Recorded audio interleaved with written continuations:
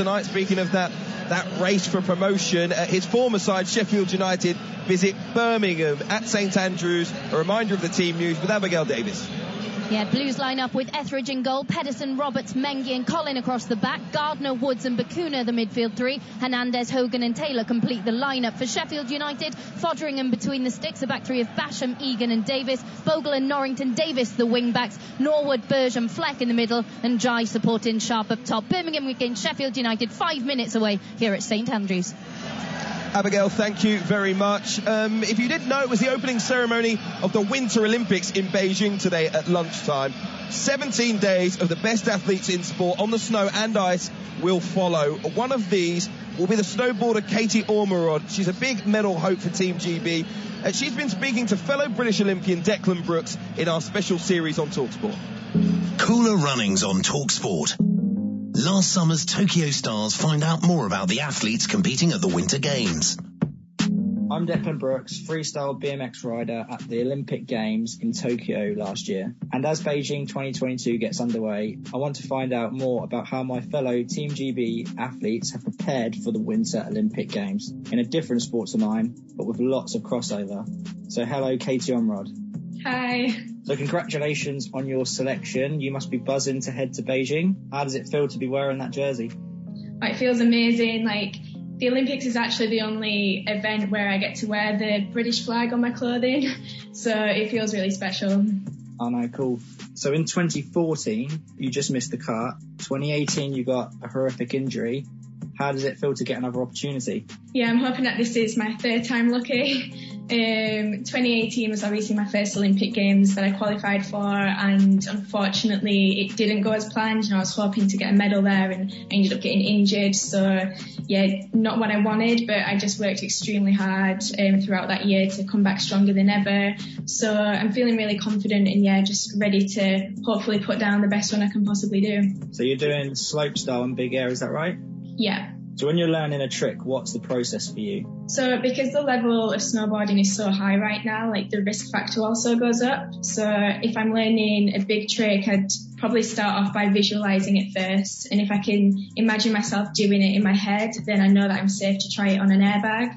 And once I've landed it enough times on there, then I know I'm safe to give it a go in snow. And by that point, I'm feeling fairly confident that I'll land it anyway. Yeah, with BMX, obviously going into the games, it was a lot of people, they didn't know what was going to happen, but snowboard's been in for a while now. So is it taken by the public a lot better than it first did? Yeah, I think it's definitely, everyone's loving it a lot more now. I mean, I feel like in Sochi, a lot of people definitely were gripped by it because it was so different. And, I remember at school, no one really knew what freestyle snowboarding was, but now everyone knows about it. And I think having snowboarding in the Olympics definitely helped with that.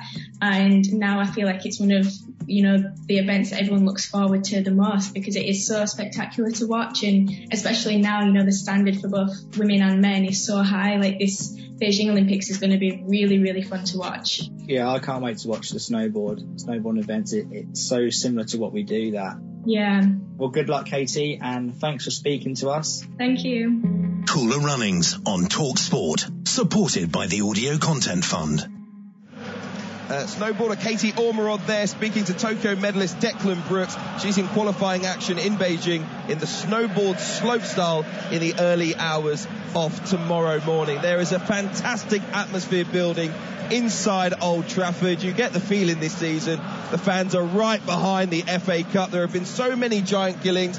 These Borough fans already, I don't see any empty chairs really in the away section, soaking in the atmosphere back at a club and a ground of this size. They're going to savour the evening, and I imagine their players will as well. We've got full live and exclusive commentary coming up from Old Trafford in the fourth round. Stay with us on TalkSport.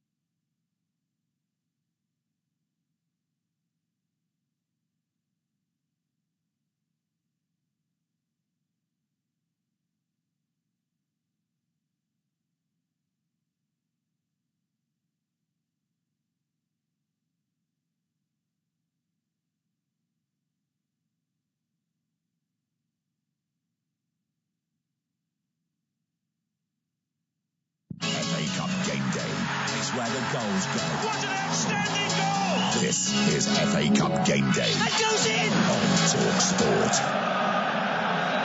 What a noise inside Old Trafford for FA Cup game day exclusive. Manchester United welcoming the Championship side Middlesbrough in the fourth round. Live and exclusive commentary on the way. Kickoff is at 8 p.m. as fans pour into the ground. Sensational. Let's get a reminder of the teams with TalkSport's Jim Proudfoot. Well, Paul Pogba's return is the headline selection as Manchester United make 5 changes to the side that beat West Ham. Frenchman's missed the last 15 games with a knee injury, but he's back after 3 months on the sidelines. Dean Henderson returns in goal in place of David De Gea to make only his 3rd appearance of the season. Shaw, Sancho and Rashford are also recalled, with Fred and Elanga dropping to the bench. Alex Telles isn't involved, Greenwood unavailable. It's Henderson in goal, Dalot, Varane, Maguire and Shaw, McTominay and Pogba, Sancho, Fernandes and Rashford. And Ronaldo up front making his first FA Cup appearance for 13 years. He scored in his last one at Derby back in 2009. On the bench, Jones, Mata, Fred, Wan-Bissaka, Matic, Elanga, teenage forward Hannibal Mabry, the Tunisian international who hasn't featured this season, and the keepers are Grant and Heaton. Middlesbrough make only 1 change to the side that beat Coventry, swapping one on-loan striker for another. Balogun comes in for Connolly to make his full Borough debut and his first appearance in the FA Cup. Another recent signing, Riley McGree, is unavailable because he tested positive for COVID when he was on international duty with Australia. It's Lumley in goal, Dijksteel, Fry and McNair in a back 3, Jones, Crooks, Howson, Tavernier and Taylor, and then Balogun and top scorer Sporer up top, both making their first appearances in this competition. On the bench, Piero, Peltier, Wood and Watmore, Bamba, Connolly, Coburn and Boyd Muntz, and Luke Daniels is the keeper. The referee's Anthony Taylor. And we kick off in 10 minutes' time. I am loving being here already. The Middlesbrough players, their coaching staff, their substitutes, all making sure they've got that Middlesbrough away support heated and they are ready to go for what should be an excellent cup tie here between Manchester United and Middlesbrough. Before we get the players out and kick off, and the fullback area has been one of the many varying qualities for Manchester United over the past few years, and it's something that interim boss Ralph Rangnick wants to improve on. Have a listen to what he's expecting from his team. Well, they have to be both. They have to be defenders and at the same time give as much input as they possibly can if we're in possession of the ball. So they should be offensive fullbacks, offensive defenders. And I think in the last couple of weeks we have improved in those areas. It will also be an important position tomorrow for tomorrow's game because Middlesbrough will play with a back 5 with very offensive wingbacks, at times even with 5 or 6 offensive players in the opposition's half. So it will be very important that we play tactically on a high level with regard to our own fullbacks. And as I said, I'm happy with the development that all those players have taken. Luke will be back. He will probably play from the beginning because Alex Telles only came back last night and played on Wednesday for Brazil for 90 minutes. Yes, but this is what I want to see. Offensive fullbacks playing almost like wingers do, and at the same time be modern defenders, winning one-on-one duels, switching sides from one side to the other when we have to mark through. This is what we want to see and what I expect from our fullbacks. And as you join us inside Old Trafford, all of the fans here have stood on their feet as the club pays tribute to the 23 lives lost on the 6th of February 1958. Away in the Stretford end, a banner that says the flowers of Manchester. And all of the fans here have paid tribute, and the players will do so before kickoff and during the match as well. All of Manchester United's players will wear black armbands as a mark of respect. There will be wreaths laid in front of the dugouts too, and the teams will walk out to the Flowers of Manchester song.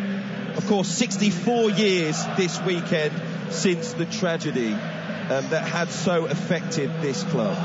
Andy, we heard a few moments ago from their interim boss, Ralph Rangnick, discussing their defence. Harry Maguire too talks about it in tonight's programme, about their defensive record improving of late. Maguire says it's a team effort, it's not a back four effort or a goalkeeping effort, it's the team. Our lives are a bit easier from the way the midfielders and forwards are working and covering spaces in front of us. A huge effort from all of us. That's a big change here. Well, yeah, look, that's a start. I do think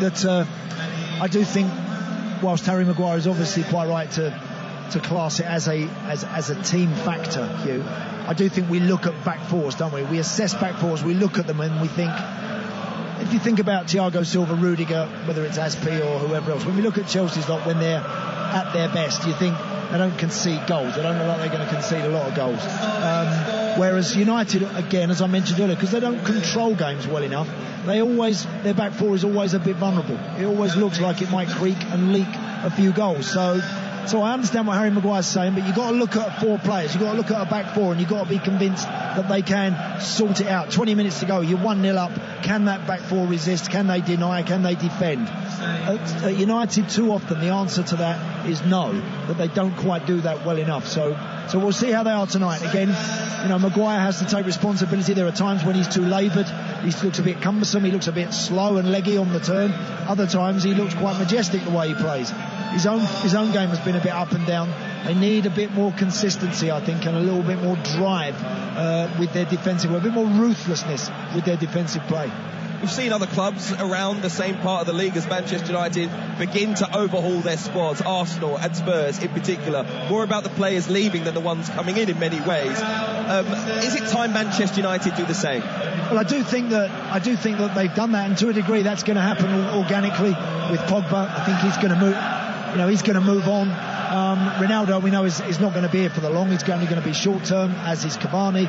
So I think there's naturally going to be a process where that starts to happen, Hugh. But I don't believe the rest of the team are going to be turfed out this summer. No, I think they need to add to what they've got and find that right connection, find that right balance to make it work. Well, the crowd here inside Old Trafford stand to their feet with a huge round of applause. The teams will be out very shortly. We've heard the Flowers of Manchester. That song has just ended, so that applause once again in memory on the anniversary this Sunday of 64 years since the Munich air disaster, when 23 lives were lost, including many Manchester United greats who are now immortalised in their history.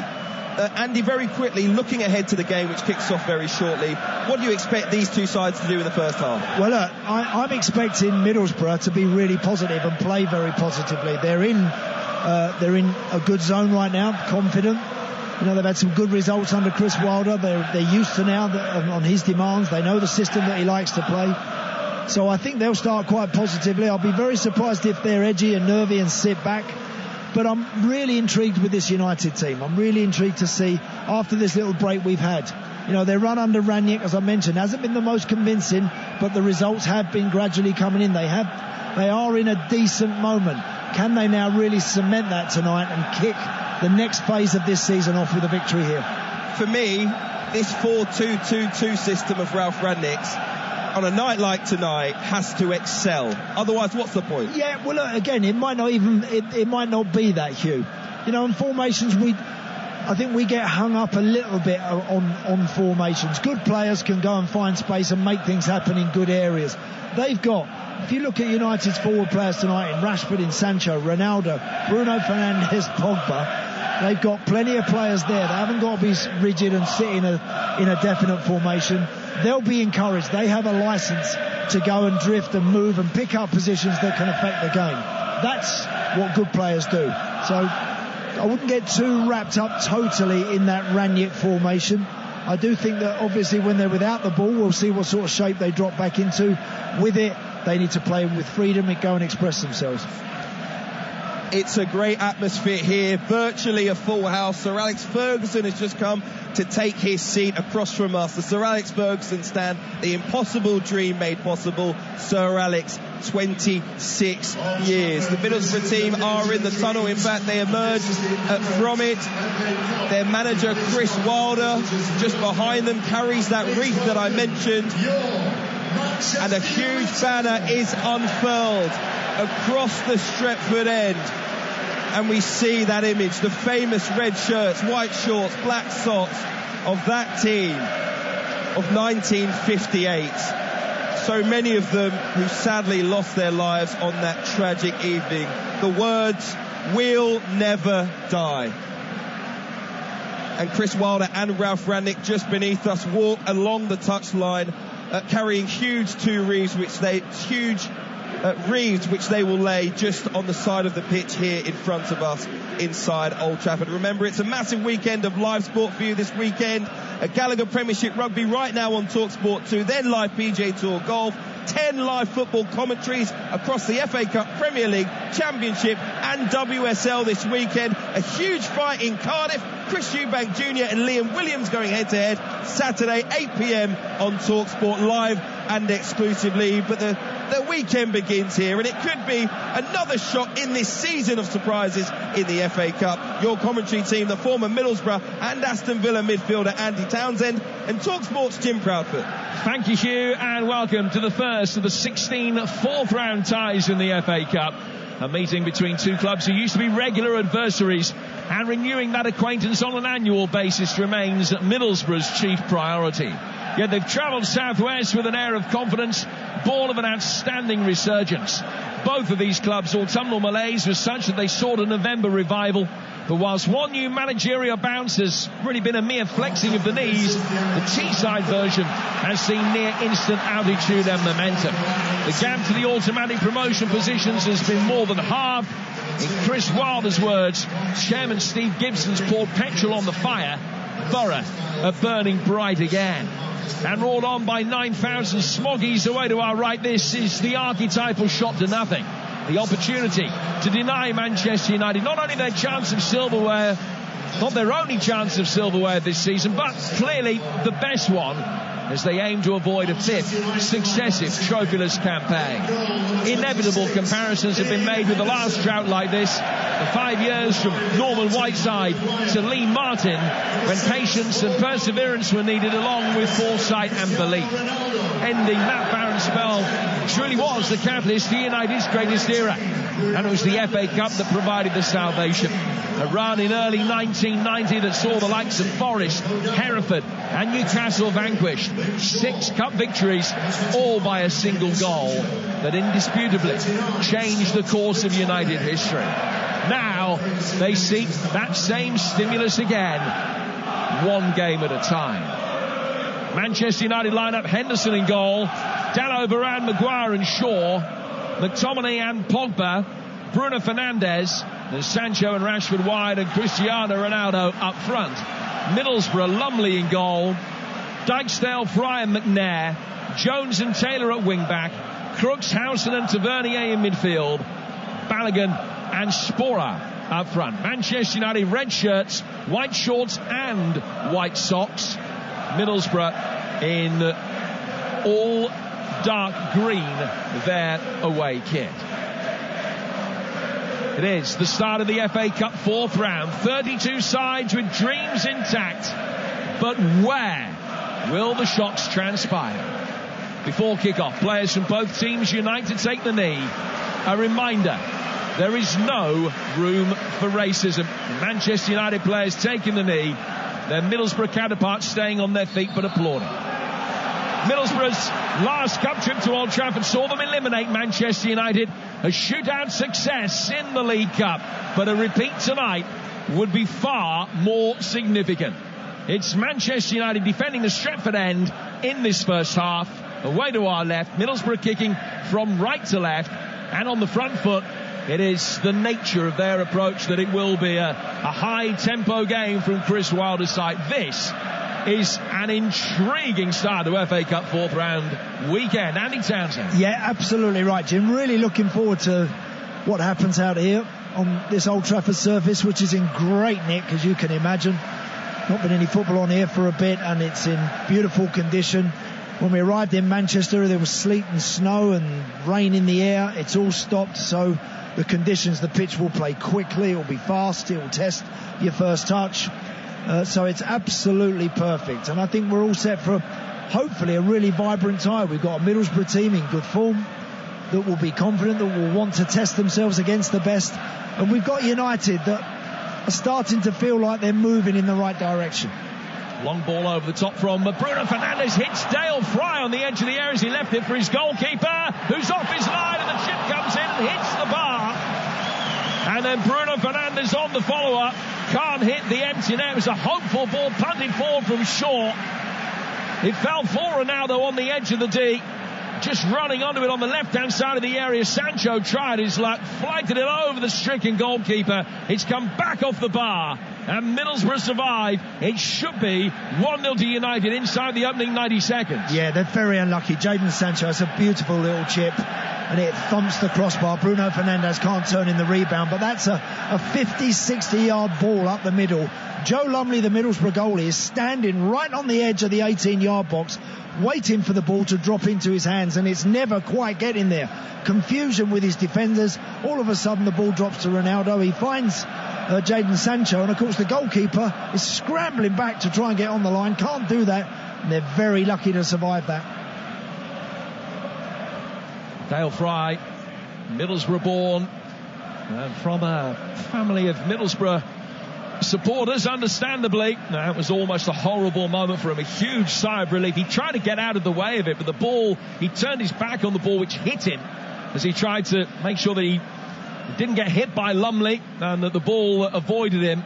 It fell for Sancho, and Fernandes with the better of the opportunities that was spurned. I just think in that situation, Jim, when you're a goalkeeper, the first couple of minutes of the game here at Old Trafford, yes, you've come out to make a decision to catch it, adjust, adapt, put your foot through it, just volley it away, do whatever, take no chances. Strong challenge in the midfield from Johnny Howson has given a free kick away. Paul Pogba was the player that was brought down.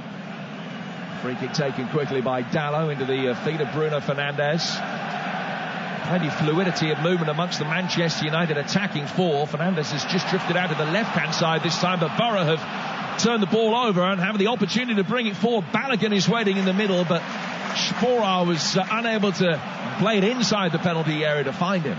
And Manchester United are going to be able to bring it away, but good pressure on the ball again. Balogun almost winning it back, but he gave it away with a touch that was just in behind his strike partner. Now Manchester United can bring it forward. It's a good run from Rashford. The ball's not quite going to get there, and on that occasion Fry and Lumley did have the lines of communication right, and the Borough goalkeeper was out to the edge of his penalty area to make the save. Yeah, but already you can see Middlesbrough's wing backs are going to push high. They're going to get forward. They're going to want to get in front of the ball. There's no five in a line at the back here from Chris Wilder's team. They're trying to be as adventurous as they can, and that will allow United, of course, to counter if they give the ball away cheaply, just like they did there. Middlesbrough have to be careful that they don't allow cheap turnovers in possession. Ronaldo dropping deep, lays it back for Pogba, links up well with McTominay. Now it's played down towards Marcus Rashford. Varane will pick it up at the heart of the Manchester United defence. Won the Copa del Rey in his Real Madrid days. Back for Harry Maguire, and Maguire back for Varane again. Down to Diogo Dallo, playing it right back for Manchester United. He's trying to find a way past Tavernier on the Middlesbrough left, and has managed to do that. Plays it back in field towards Pogba. Then McTominay is caught, and the referee puts both hands out. I think he's going to allow play to restart. It will be a free kick that he's given. It was a late challenge there by Crooks. Now Manchester United work it back inside their own half for Maguire. You're with Talk Sport, exclusive national radio commentary from Old Trafford tonight. 5 eventful minutes behind this, and it's Manchester United 0, Middlesbrough 0. Andy Townsend alongside me, Jim Proudfoot, and a welcome as well to our listeners this afternoon across the United States on Sirius XM-FC. Pogba flicking it down towards Rashford. Rashford riding the challenge of Howson, flicking it past him. Pogba takes over. Bruno Fernandes now towards the edge of the area. Sancho on the left-hand side of the box. Shaw on the overlap for him. Stabs it in towards Ronaldo. And it was a dramatic bicycle kick from him, but he didn't really get the power in it. And Lumley was able to take a step across to his right-hand side and save.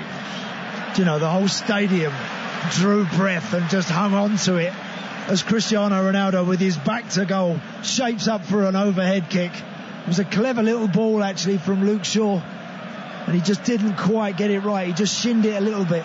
Now Bruno Fernandes brings down another high ball forward. He might actually just have drawn an offside flag had he been able to stick that one past Lumley and into the net. Do have VAR tonight. It's not in operation for all 16 of the fourth round ties that we've got over the course of this weekend, but it is here tonight and at the other Premier League venues. Now, it's been a good start from Manchester United, who've been more than happy to take the game to Middlesbrough. They too have played at a very good tempo inside 6 goalless minutes. And do you know what they've done, Jim? A lot, United. They've gone long. They've gone quite direct up to Bruno Fernandes and Ronaldo right up the middle. And they've had support from the likes of Sancho and Marcus Rashford. So they've not been afraid to go from back to front. And again, I think that's totally right. In these FA Cup ties, you know, it's really important you get up to speed quickly and you start to play with that little bit of authority. I mentioned that word earlier before the game with Hugh, that United lack that, I think, sometimes. And the best way to start and best way to try and get that, play in the opposing territory, turn them round, ask questions of their defenders, and that's exactly what United have done early on. Yeah, they haven't been a side that have started games particularly well in recent times. I know it was about this stage of the third round tie against Aston Villa that they scored the goal that ultimately proved to be the winner.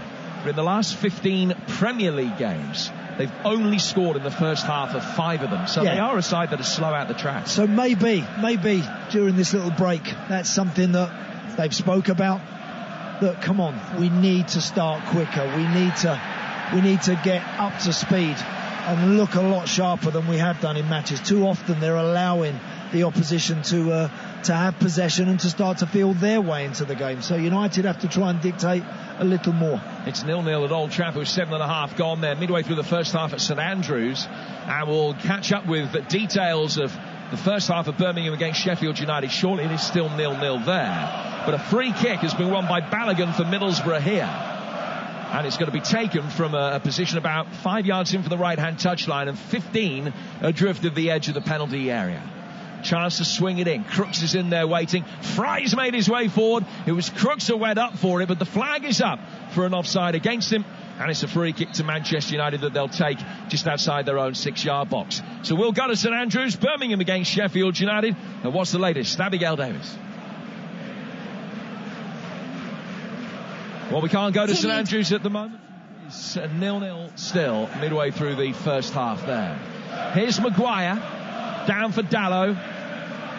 Dalot plays it back for Varane. Now Varane towards Harry Maguire just outside his penalty area. Finds Shaw. Back for Harry Maguire again. Henderson, a rare opportunity for him tonight. Clearing it left-footed towards the halfway line. Header comes back from the experienced Johnny Howson. Brought back down then in the midfield by Pogba, who chested it down, trying to flick it over his own shoulder, but in doing so has fouled Tavernier, and it's a free kick to Middlesbrough about 15 yards inside the Manchester United half. What we've seen already, Middlesbrough are very competitive. And again, whenever the likes of Pogba or Bruno Fernandes are picking the ball up with their back to play in their own half, there's a green shirt attached to them pretty quickly, as there was just there. And they've just won another free kick, second one in a short space of time, and this one again will be clipped in as United stack up on the edge of the 18-yard box. It will be just clipped in behind them. United try to hold a high line about 3 yards outside the box. It is flicked over the top by Howson, looking for the runner Sporar, who just had a little collision with Luke Shaw, but the appeals for a penalty were decidedly optimistic. And Manchester United are allowed to play their way out from the back. Dalot finding Pogba. Now McTominay put under pressure by Sporar. He's able to lay it out to the Manchester United left for Jadon Sancho. Then laid back by Bruno Fernandes into the feet of Shaw again. Cristiano Ronaldo playing it forward. His first FA Cup tie for 13 years. Sancho looking for Ronaldo's run. But it was well covered by Paddy McNair, who knows this ground so well, the former Manchester United man. He made a couple of dozen appearances for United in the middle part of the last decade. But firmly established as a Middlesbrough favourite now with nearly 150 games for the Borough behind him. 10 minutes gone. It's Manchester United 0, Middlesbrough 0 on TalkSport. And here's Andy Townsend. Yeah, just thinking how nice that would have been for Jadon Sancho. Had that very clever little chip and not thumped the crossbar or even hit the bar and gone down over the line. You know, that's just the sort of situation that he would have needed. So it'd be interesting to see tonight his performance. He started the game quite bright. Ronaldo to Dalot, back in towards the feet of Cristiano Ronaldo. Little right-footed effort from him, and it lobbed up, hit Fry on its way through, and is easily saved by Lumley. Let's go to St Andrews, Birmingham, Sheffield United. Abigail Davis.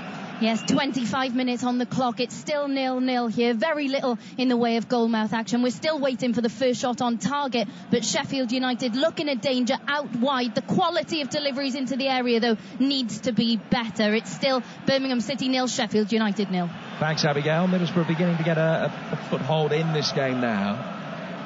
They've made their way forward and won another free kick. Neil Taylor, the vastly experienced Welsh international, who signed in the autumn after his release from Aston Villa, winning this free kick, which is taken by McNair. He's found Fry to the Dutchman Dijksteel with a white bandage, heavy bandage around his left wrist and lower arm. Ball deflecting off McTominay out of the right hand side for Jones. Now Sporer almost able to thread it down the side of Rafael Varane.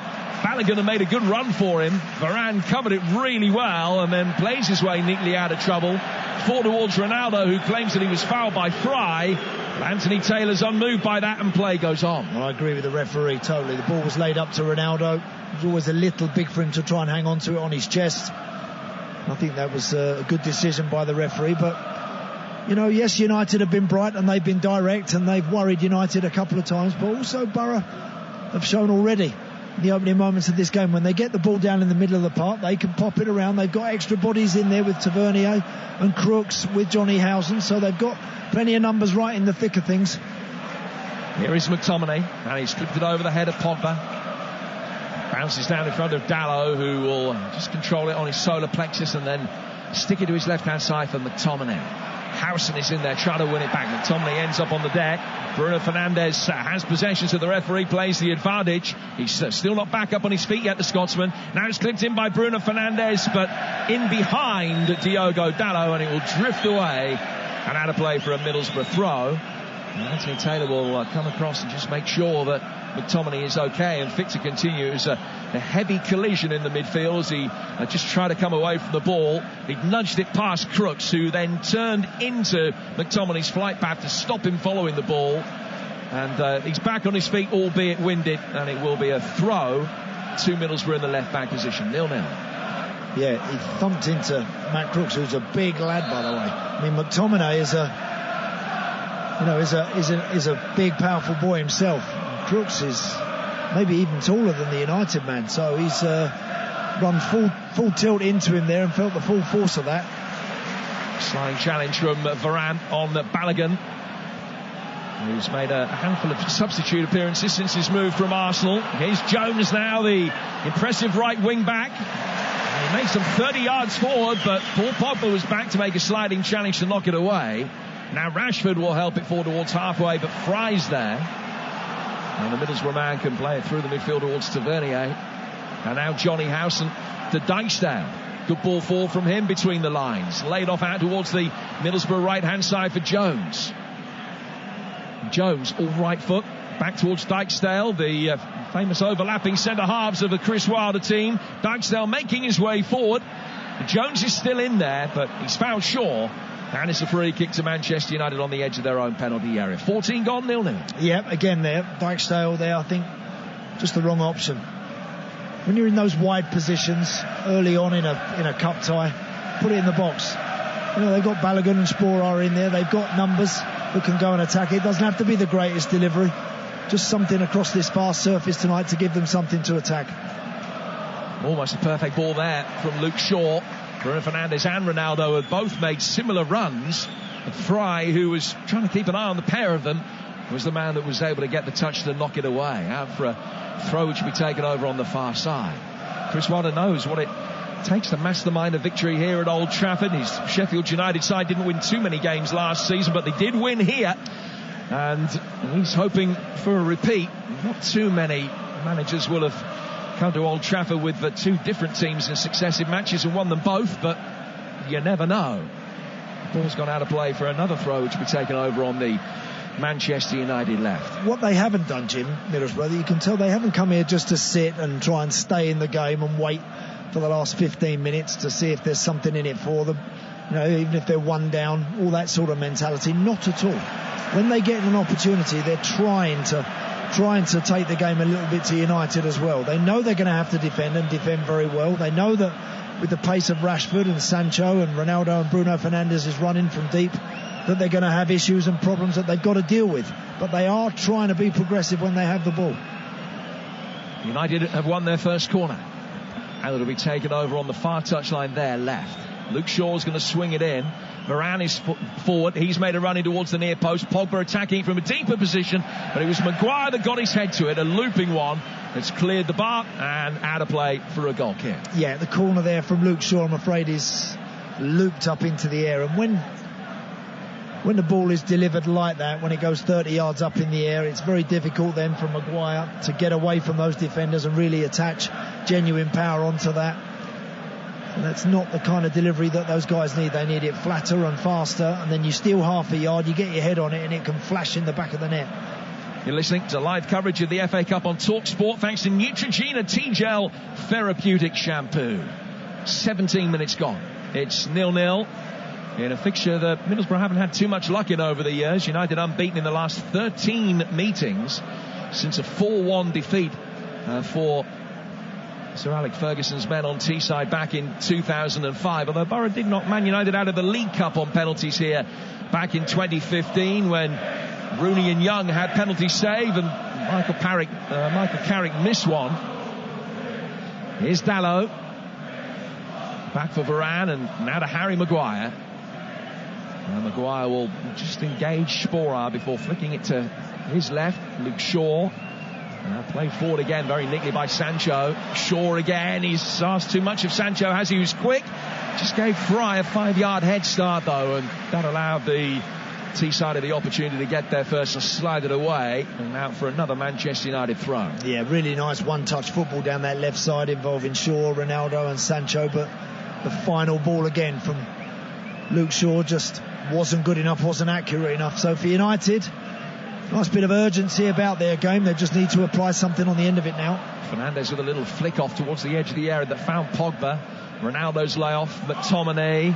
Crooks trying to win it back from him. Can't do so. Shaw into the feet of Pogba's brought down. Penalty to Manchester United. It's an easy decision for Anthony Taylor because Dijksteel was caught wrong side. And as soon as he tried to win the ball, he was always going to be second favourite. He caught Pogba instead. Just on his way down, the collision was made. Anthony Taylor points to the spot, and it's a penalty to Manchester United. Do you know, he slips, Jim, I think, Dijksteel there. The ball is laid in from Luke Shaw into Paul Pogba in the box. And actually, there's no attempt to try and challenge. He actually inadvertently stands on Paul Pogba's foot, then drops to the floor, and then hits Pogba, of course, who's going to go down quite rightly. And it's a definite penalty. Cristiano Ronaldo has scored in each of Manchester United's last 2 FA Cup ties against Middlesbrough. And he has the chance to extend that record further here. The man who scored in all 5 cup ties that he's played for Manchester United since his return to the club. He scored in his last FA Cup tie.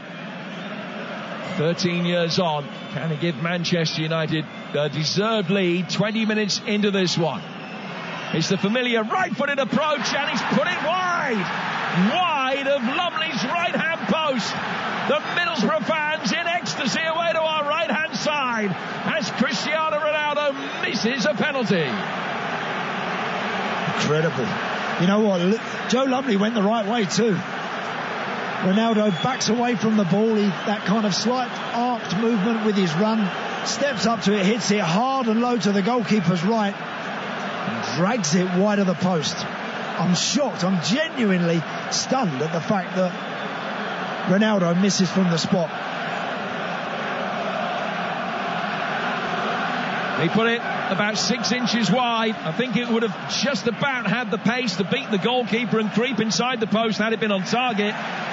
But it wasn't. It's a let-off for Middlesbrough. So Manchester United have hit the bar and missed a penalty inside the opening 20 minutes, which remain goalless here on TalkSport. Do you know, the actual nature of the penalty was slightly unfortunate from Dijksteel's point of view.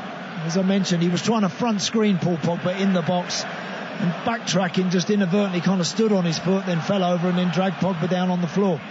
It was a little unfortunate, but huge let-off, big let-off. Yeah, just as he was losing his balance and he went down, he put his right arm down to try and break his fall, and in doing so his arm caught the back of Pogba's leg. Yeah, it did. And he ended up almost rugby tackling him to the floor, which was far from his intention. That's a huge miss for Ronaldo, because he's been a bit agitated lately without the goals, and we saw that in the game against Brentford when he came off and was a little bit frustrated with Ranieri, the fact that he couldn't stay out there and in amongst the United team that were winning the game and couldn't be a part of it and maybe get himself a goal that night. So, and his reaction as soon as he missed it, he was furious with himself. On the eve of his 37th birthday, nothing to celebrate so far tonight for Cristiano Ronaldo. 22 minutes gone. We're on TalkSport, exclusive to TalkSport. It's 0-0. Pogba turning it onto his left foot, spinning it wide out towards Luke Shaw, who's done well to retrace his steps quickly enough and rescue a slightly misdirected pass. Dijksteel able to bring it away, then loses out to Sancho. Shaw with a clever touch round the corner. Bruno Fernandes is past the first Borough challenge, now taking on Dijksteel and coming back to clear. Crooks gets a big ovation from the Borough supporters as he flings everything up and puts it out of play into the Sir Alex Ferguson stand for a throw to Manchester United. It's been a hugely entertaining start. It has, because Jim, it's been bright and it's been vibrant, both teams. Now Bruno Fernandes sweeps a volley over the bar, and the assistant referee near side has pointed to a Middlesbrough player and says he was onside. Now, initially it looked as though he was off, as Dalot has played it forward. He's clipped it in round the back of Dijksteel. He's almost got the freedom of the penalty area there, Bruno Fernandes, and he's volleyed it over the bar. Yeah. I mean, he looked offside. He looked a couple of yards offside. It was whether Neil Taylor in the left-back position is playing him on. He certainly is. And he could have took a touch. He had 3 or 4 yards in behind, right on the penalty spot he was when he received that ball, Bruno Fernandes. Tried to hit it on the volley first time. Could have took a touch, could have took 2 or 3 touches, could have signed the ball, cleaned it, done whatever he wanted with it before rolling it in the back of the net. Well, that was a great call from assistant referee Gary Bezic, because that kind of move all happens so quickly. You got a defender pushing out, you got a forward making his way forward, and it looked as though he was way offside. I think he thought he was offside. So often you'll get a situation like that as McNair wins a free kick here for Middlesbrough, where a player will put the ball in the net and he'll look at the assistant referee and then his face will sink as the flag is up. On that occasion it was the direct reverse. He missed the target, he looked and saw that the flag didn't come up, and you saw that same sinking feeling for him as he was hoping that it would spare his blushes. That was a real chance for Manchester United, but it remains a 0-0 on TalkSport. That's that classic situation there where you're screaming at the linesman, get your flag up for me, when you know you should have took a touch and you didn't. Really good work from the official, because nowadays, Jim, it's easier to put the flag up and argue about it afterwards. So I think that was really top work that from the official. He got that absolutely spot on. Neil Taylor was just playing him half a yard onside. So easy to criticise them. That was a superb piece of officiating from Gary Bezic. Here's Bruno Fernandes. Long right-footed ball over the top. Flag stayed down again here. Sancho's got it. Left-hand side of the penalty area. And it's in! Bar a slight deflection on its way through from Jones.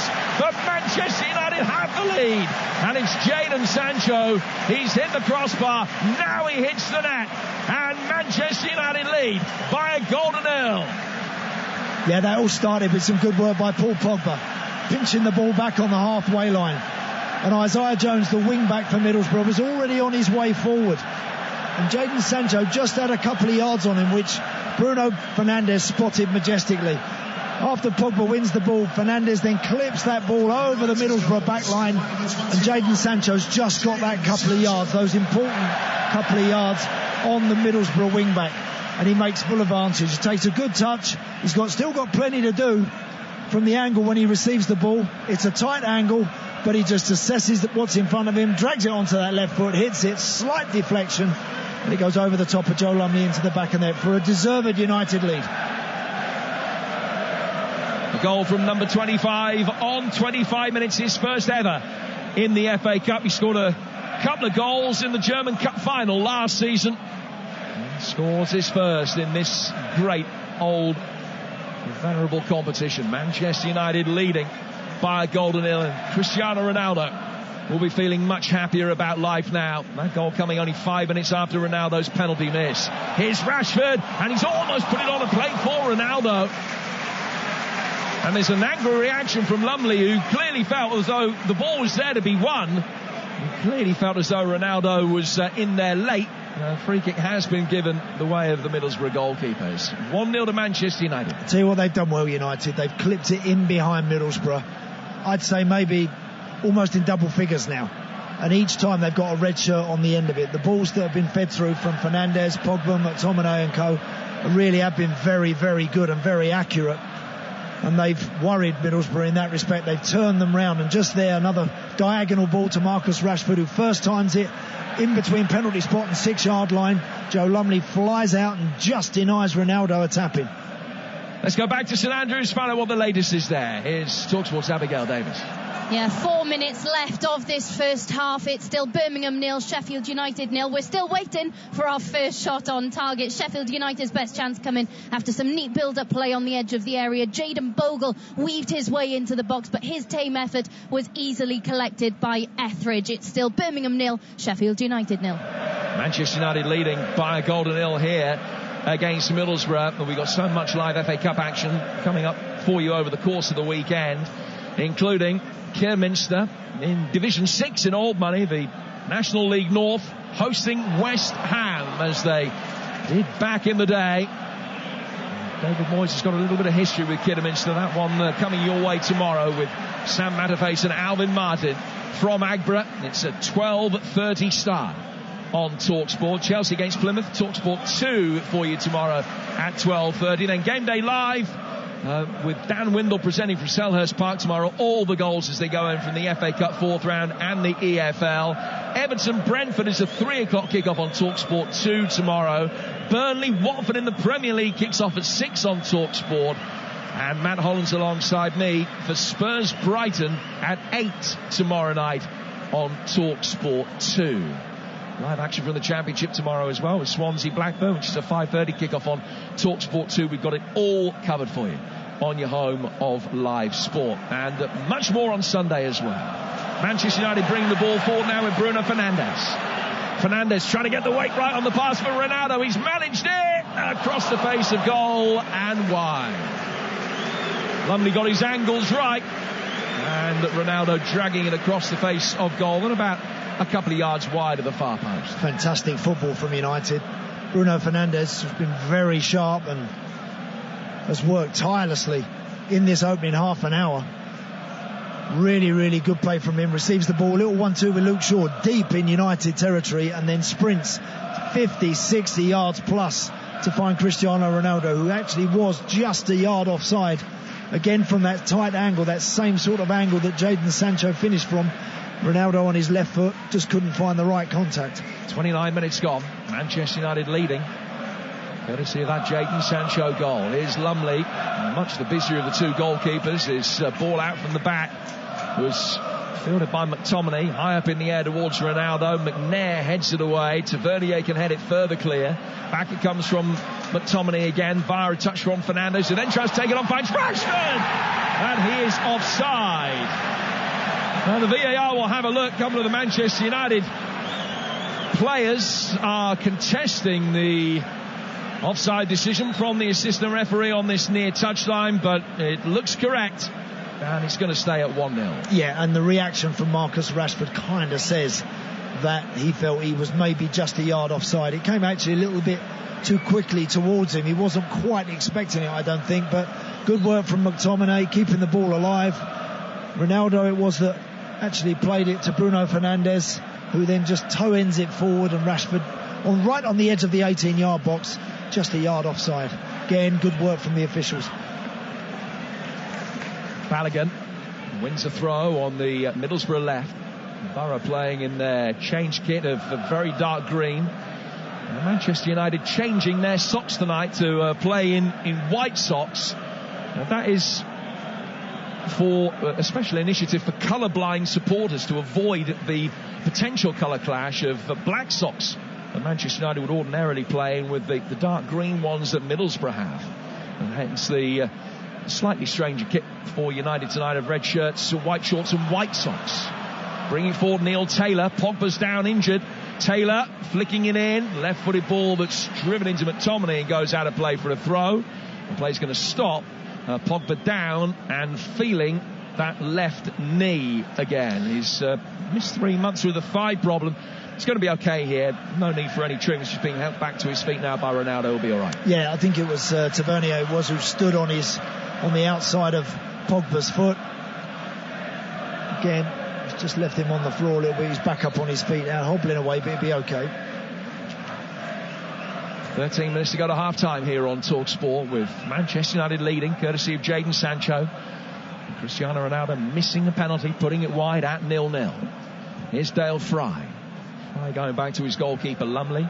Borough coming into this on the back of some really good form. 6 wins in their last 7 games in all competitions.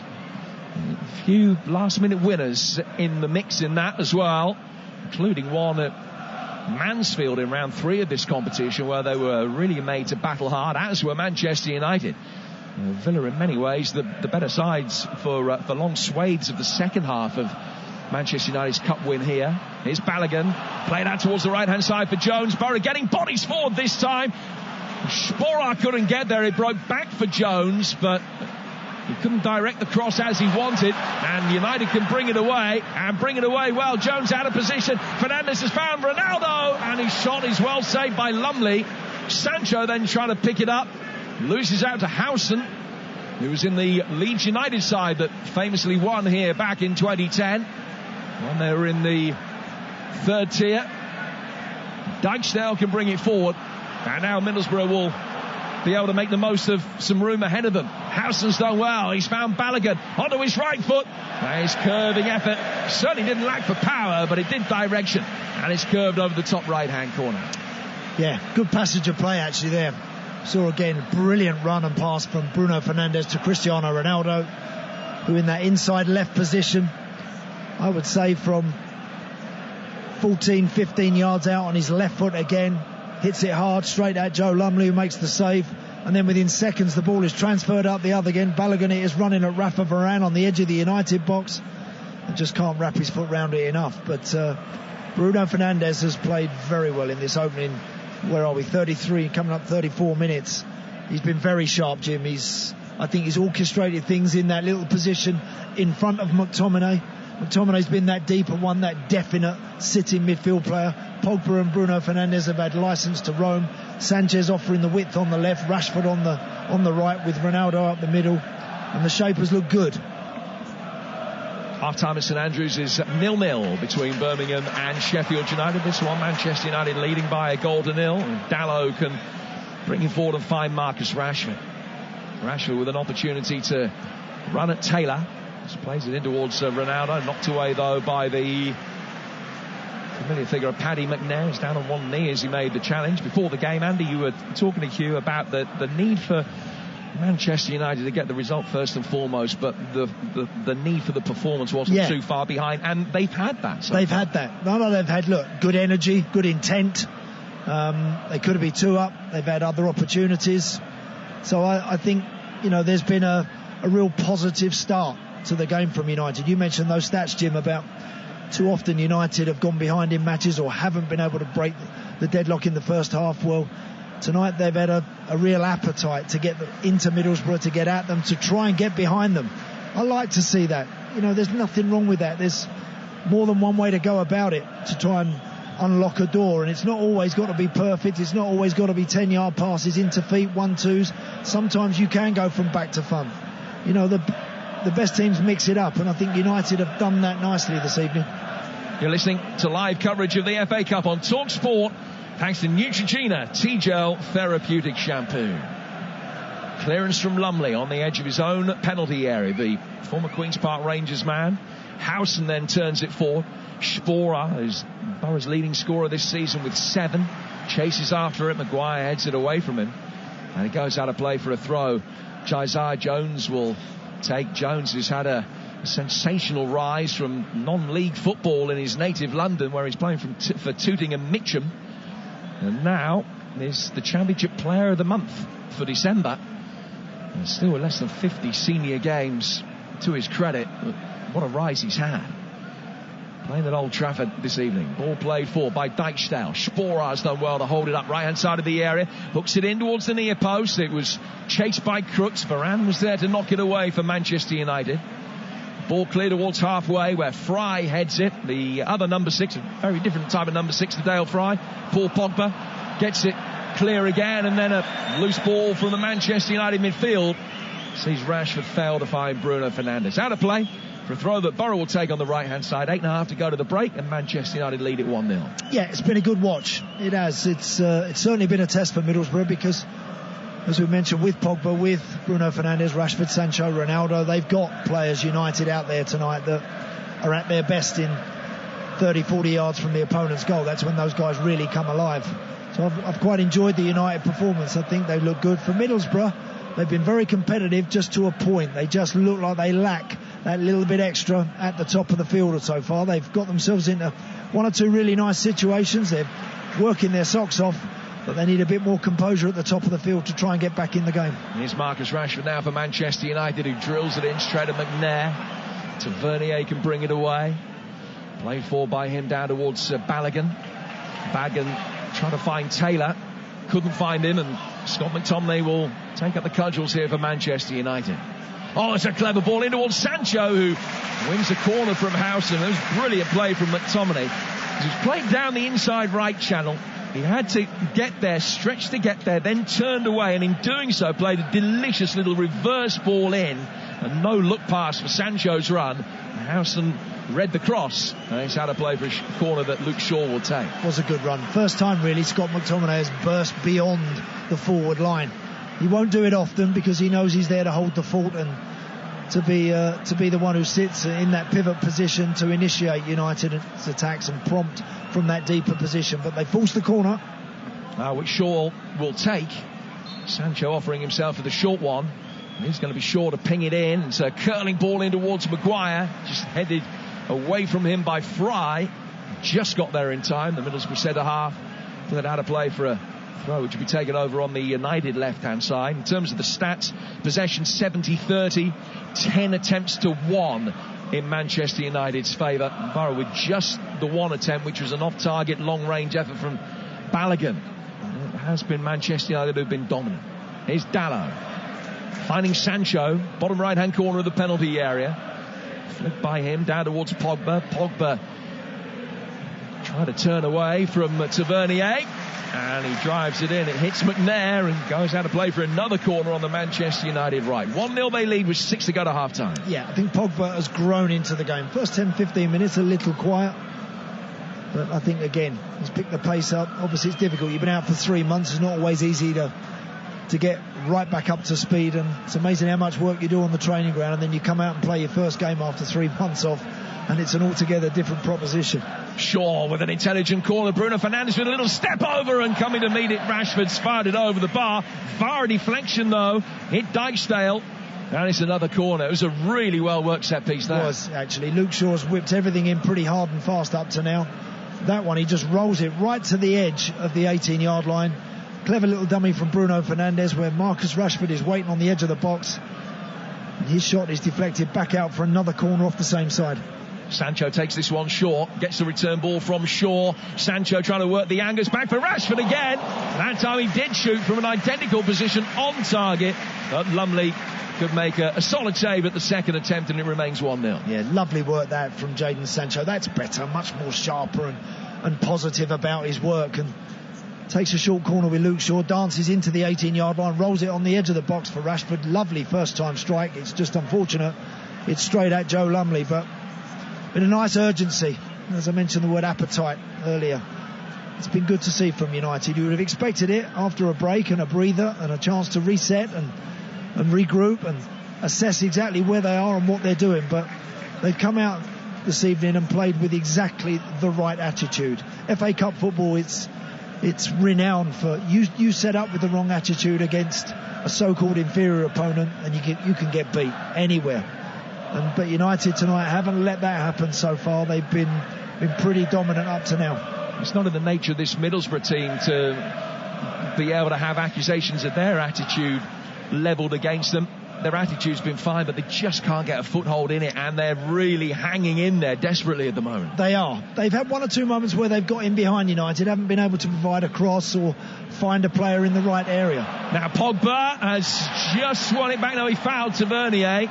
Now he's going to get a yellow card. It looked as though it was going to be Pogba's to win in a 50-50. Didn't win it. Tavernier was in there just a little bit more quickly in the midfield after Pogba's first touch had let him down. And then Tavernier with an opportunity to sprint towards the edge of the area. Pogba stuck out the foot, and as soon as he mistimed the challenge, it was always going to be a yellow card against him. I don't like Pogba when he's that responsible, deep central midfield player, as he was in that moment. McTominay was in front of him.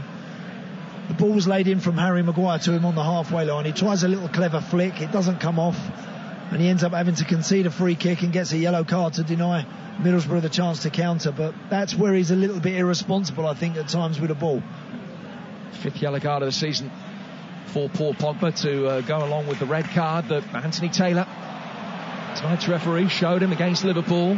Here's Howson, urged to shoot from the 9,000 travelling Middlesbrough supporters away to our right. Thought better of it.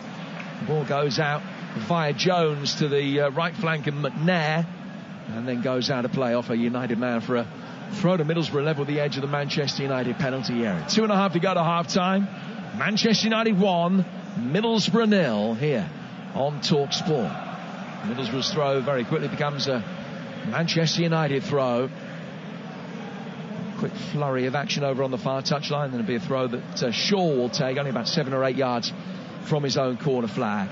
United have not got a great record in the grand scheme of things in the FA Cup over the recent years. They've won it 12 times, but only won it once in the last 18 years. But invariably, they can get through to the quarterfinals. They're looking to make it through to the quarters for an 8th successive season with a victory tonight, and a kind draw in round 5 in the first couple of days of March. They're through to the quarters again. And their record here at Old Trafford in the FA Cup is something else. They've won their last 10 FA Cup ties here, and they've kept clean sheets in 9 of them. Conceded a couple to Liverpool last season in a thrilling Manchester United victory, but Mo Salah's the only player to have scored in the FA Cup here against Manchester United since Dimitri Payet in 2016. Middlesbrough need to rectify that statistic tonight. They've got 90 seconds of the first half and the second half to come, but from an attacking context, things can only improve for them. They trail by a goal to nil. Yeah, and look, whenever you're 1 down in a game, you don't have to be playing that great, you don't have to do anything that exceptional, and you can very quickly find yourself back on level terms. Just a set play or a momentary bit of class from one of the players, you can very easily get yourself back in a game. So 1 down isn't the end of the world for them. It could have been a lot worse had Ronaldo's penalty have gone in. Then it feels like it's a long way back. Foul on Rashford. Referee's played a good advantage. Ball is worked forward. Sancho with a little header. Ronaldo cushions the ball back to him. He's near the bottom left-hand corner of the penalty area as he lays it back for McTominay. Back out to Jadon Sancho again on the Manchester United left. Sancho, he hit the bar inside the opening 90 seconds and then found the net on 25. Ronaldo trying to spin the ball down the left-hand side of the area for Bruno Fernandes. Manchester United lose possession. Howson can get it back to his goalkeeper. And now Fry will take a couple of touches and he will bring it forward. Fourth official Martin Atkinson has the numbers board in his hand and is just about to indicate how many extra minutes will be added. Almost certainly 1, I would think it is indeed. Just the 1. United leading, courtesy of that Sancho goal on a night where Ronaldo's missed a penalty. Shaw taking a throw for Manchester United over on the far touchline. Throws it in field. It's brought down by Sancho. Sancho to Ronaldo. One back by Tavernier. He's got to go back to his goalkeeper and had to do so pretty briskly with players closing him down, but Lumley was able to get it away. Pogba comes to meet it in the midfield. Wins it back from Tavernier at the second attempt. Threads it down the right-hand side of the box for Ronaldo. Dalot's made a run in towards the penalty spot. Chipped in for Bruno Fernandes, but his header goes straight into the midriff of Joe Lumley. Lucky. Good work that from Paul Pogba. Won the ball back for United, then just slipped it in between fullback and central defender for Ronaldo, then picks out Bruno Fernandes on the penalty spot with a clever ball with the outside of his boot, but it's on his head and he's got a lot to do. He had to kind of wait for it and try and generate all the power. But I've enjoyed that, Jim. Good first 45 minutes. Which has been brought to an end by Anthony Taylor. Plenty of drama. Almost all of it away to our right-hand side. Sancho hitting the bar in the early stages. Cristiano Ronaldo, who scored the winner the last time these two sides met in the FA Cup back in 2007. They're missing a penalty, putting it wide of Joe Lumley's left-hand post after a foul by Dijksteel on Pogba. But 5 minutes later, Manchester United had their noses in front through Jadon Sancho, and their half-time lead is richly deserved. It's Manchester United 1, Middlesbrough 0. Well, it's been all Manchester United, 2/3 of the possession, 13 attempts at goal to just 1 for Middlesbrough. Remember, it is pretty much Manchester United's best side. Andy Townsend, what have you made of them in that first half? I thought they played very well. I thought they went about it first-class attitude. You start these games sloppy and you start them casual, you start them thinking you're better than your opponent, and you can get hurt and you can get punished in the FA Cup. We know that, we've seen it year in, year out, but United weren't about that tonight. They started the game very fast. They were quite direct in behind Middlesbrough to start with. Ronaldo missing the penalty was a big surprise. I was really shocked that he didn't knock that one in the back of the net. He was furious with himself, but Jadon Sancho has been better. He's been sharper, he's been braver, he's played with a lot more courage, I think, this evening. Got himself a goal and an important 1-2 for the team.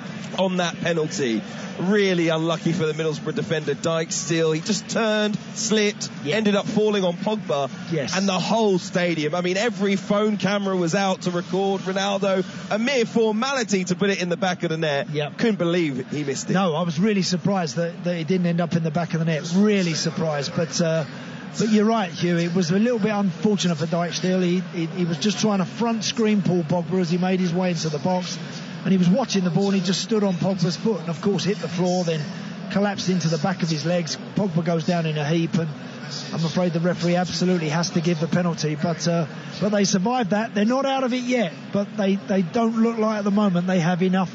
They have enough physical power up front at the moment, Borough. They've got Sporar and Balogun. Two lads are quite lively, they're quite bright, but they don't possess that real strength that looks like it's going to rattle Maguire or Varane just at the moment. We've still seen in a couple of moments, though, why Manchester United maybe aren't up there and challenging for the Premier League title, in that at times it is a bit nice. They allow Middlesbrough to get on the ball, put some passes together, and in particular in transition, although they've only had one shot, they've had a couple of good runs down the right-hand side. You almost felt at times, a better side, like Aston Villa in that last game in the FA Cup. The ability to maybe take more control of the game would have been there for Middlesbrough. That's the difference with Liverpool and City in particular, and Chelsea slightly to a lesser degree, but certainly Liverpool and City.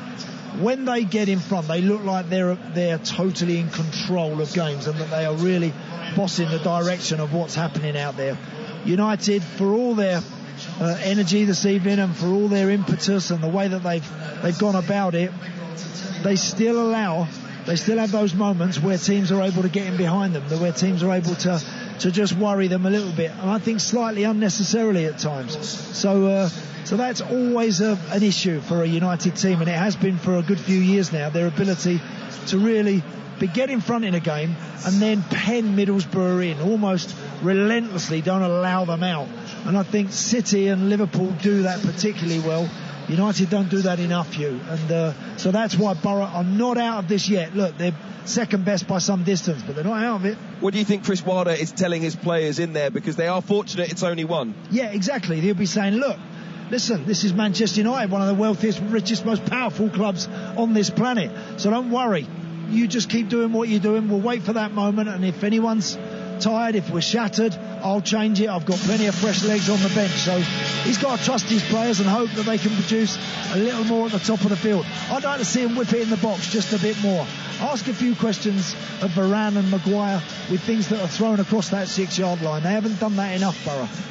Remember, there's live rugby union for you over on TalkSport 2 right now in the Gallagher Premiership, into the second half in the Championship. Still goalless between Birmingham and Sheffield United. Another big 45 minutes on the way, though, here at Old Trafford in the FA Cup 4th round, live and exclusively at the break. Manchester United 1, Middlesbrough 0.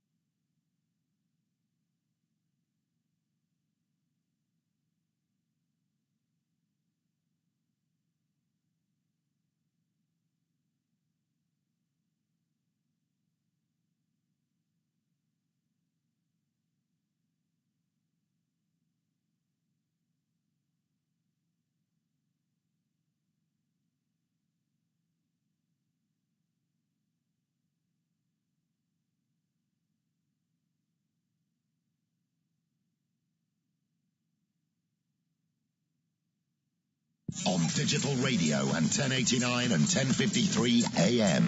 Talk Sport. Powered by fans.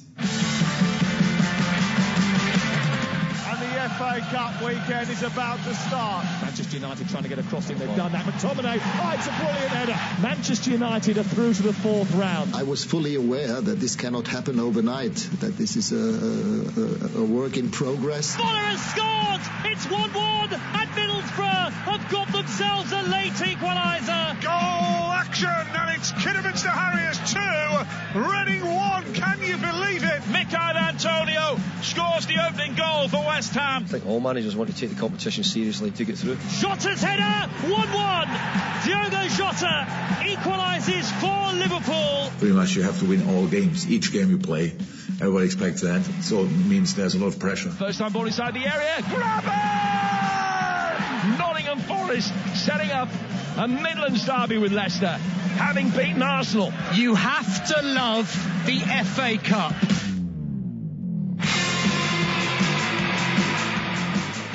It's going to be a fantastic weekend of live football across the TalkSport network. We've got so much for you. Kidderminster Harriers against West Ham kicks it off tomorrow at 12:30 kickoff at the Agbra to see if a big giant killing is on once again for the Harriers. Adrian Durham will be there with Sam Matterface and the former West Ham defender Alvin Martin. At 2:30 it's Game Day Live with Dan Windle. He'll be at Selhurst Park. All the goals as they go in from the FA Cup fourth round and the EFL. Remember, Manchester City against Fulham, Crystal Palace against Hartlepool, and Southampton versus Coventry are all 3 o'clock kickoffs. At 6 p.m. exclusively on TalkSport, we'll bring you Burnley against Watford in the Premier League. A massive game at the bottom and so much to come on TalkSport 2 as well tomorrow. 12:30, Chelsea against Plymouth in the FA Cup fourth round. It's Everton against Brentford from 3 o'clock.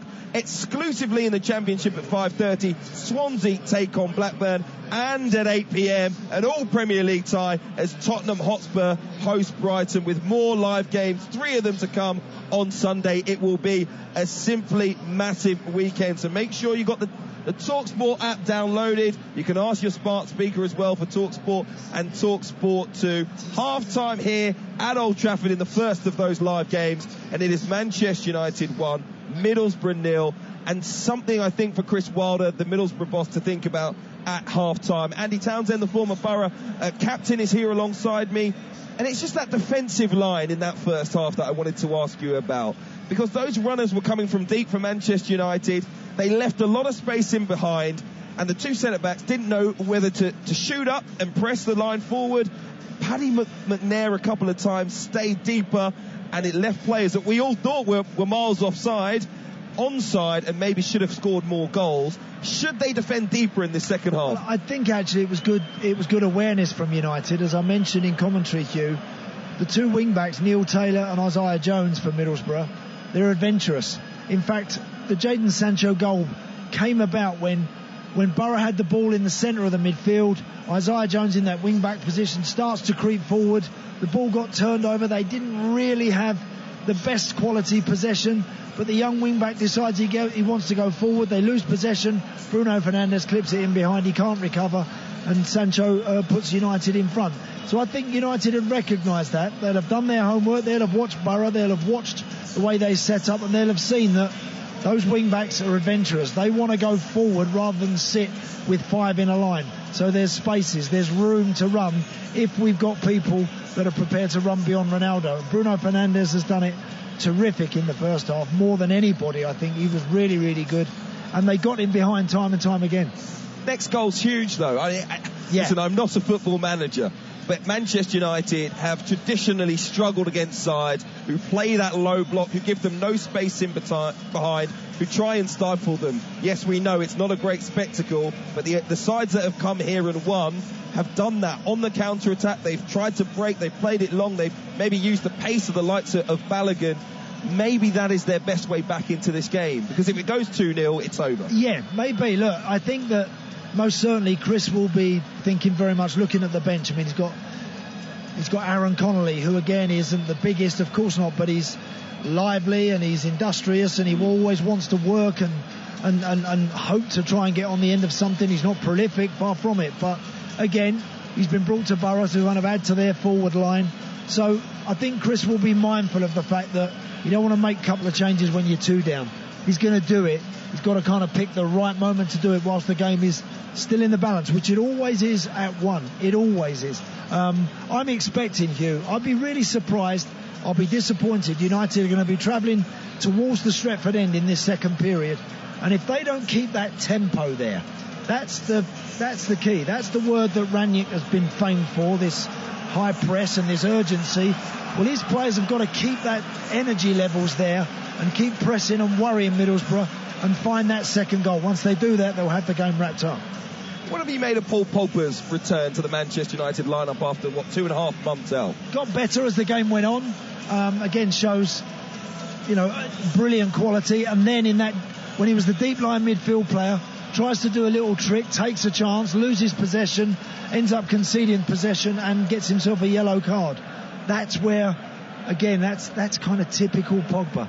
He does 3 or 4 things and he makes it look so easy, the game at times, and then he'll do something that's just a little bit unprofessional. the sort of thing you don't do in certain areas of the field. He'll try and do that. He's that sort of player.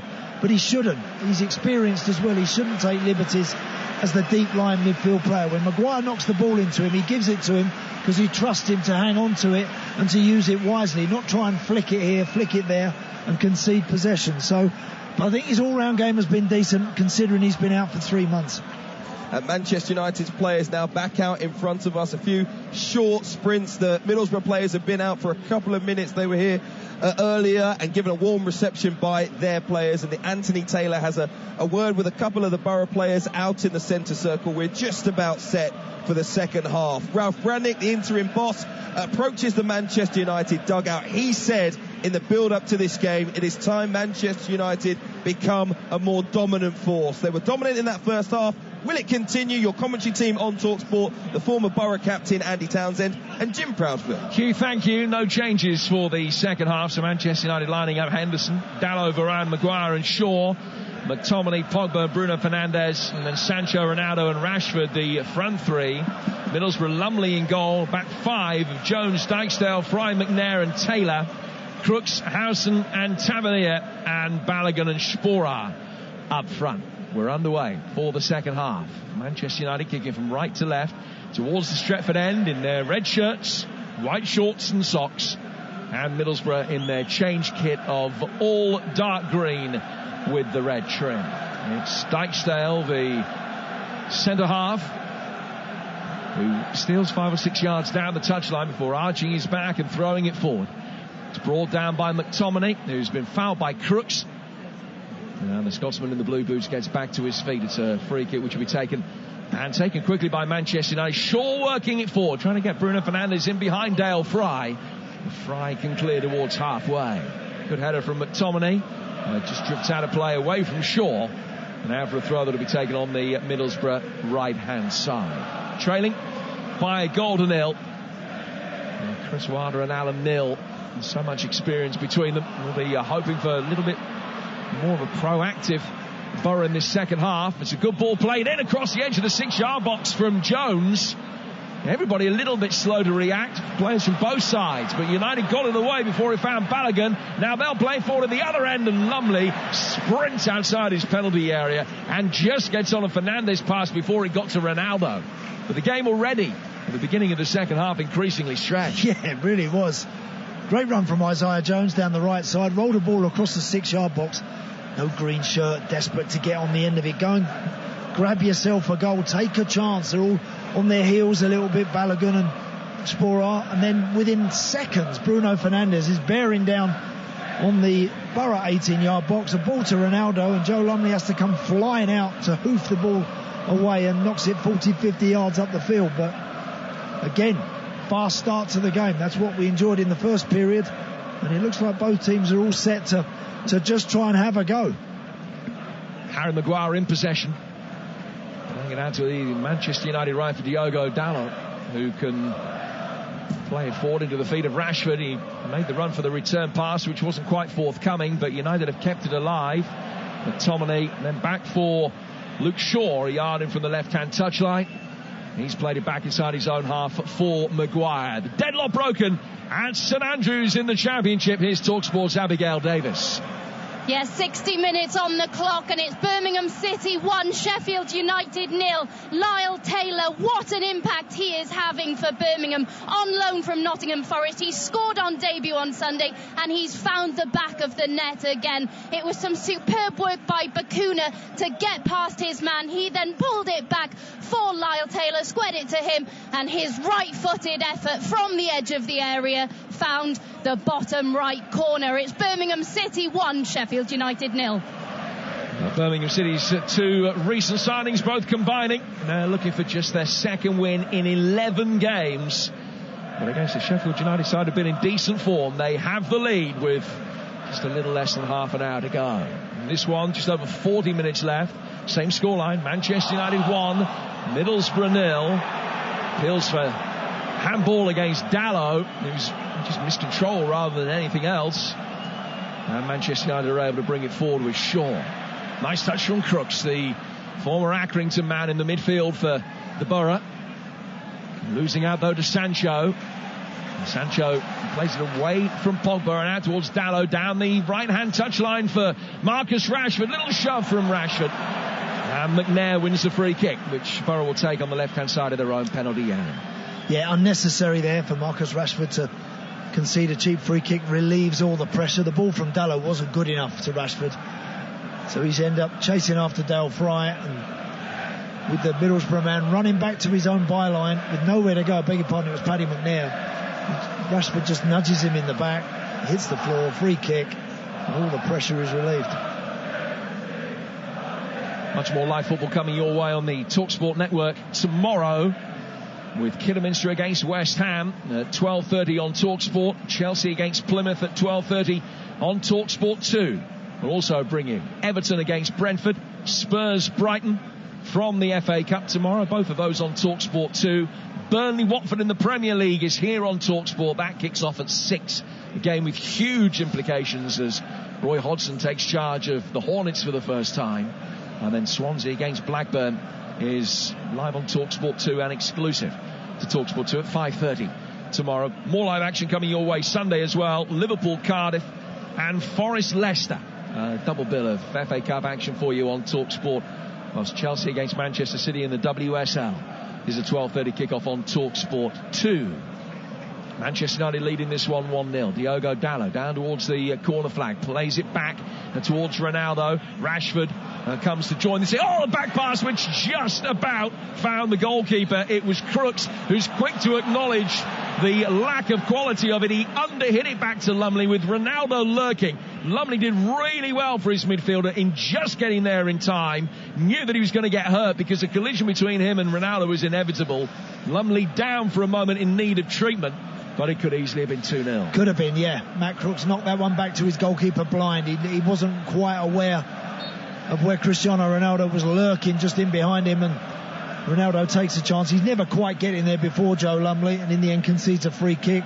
He just catches the Borough goalkeeper, but Crooks a little fortunate there. He's got to have a little bit more awareness. When you often see that players have time on the edge of the box and they go backwards towards the goalkeeper.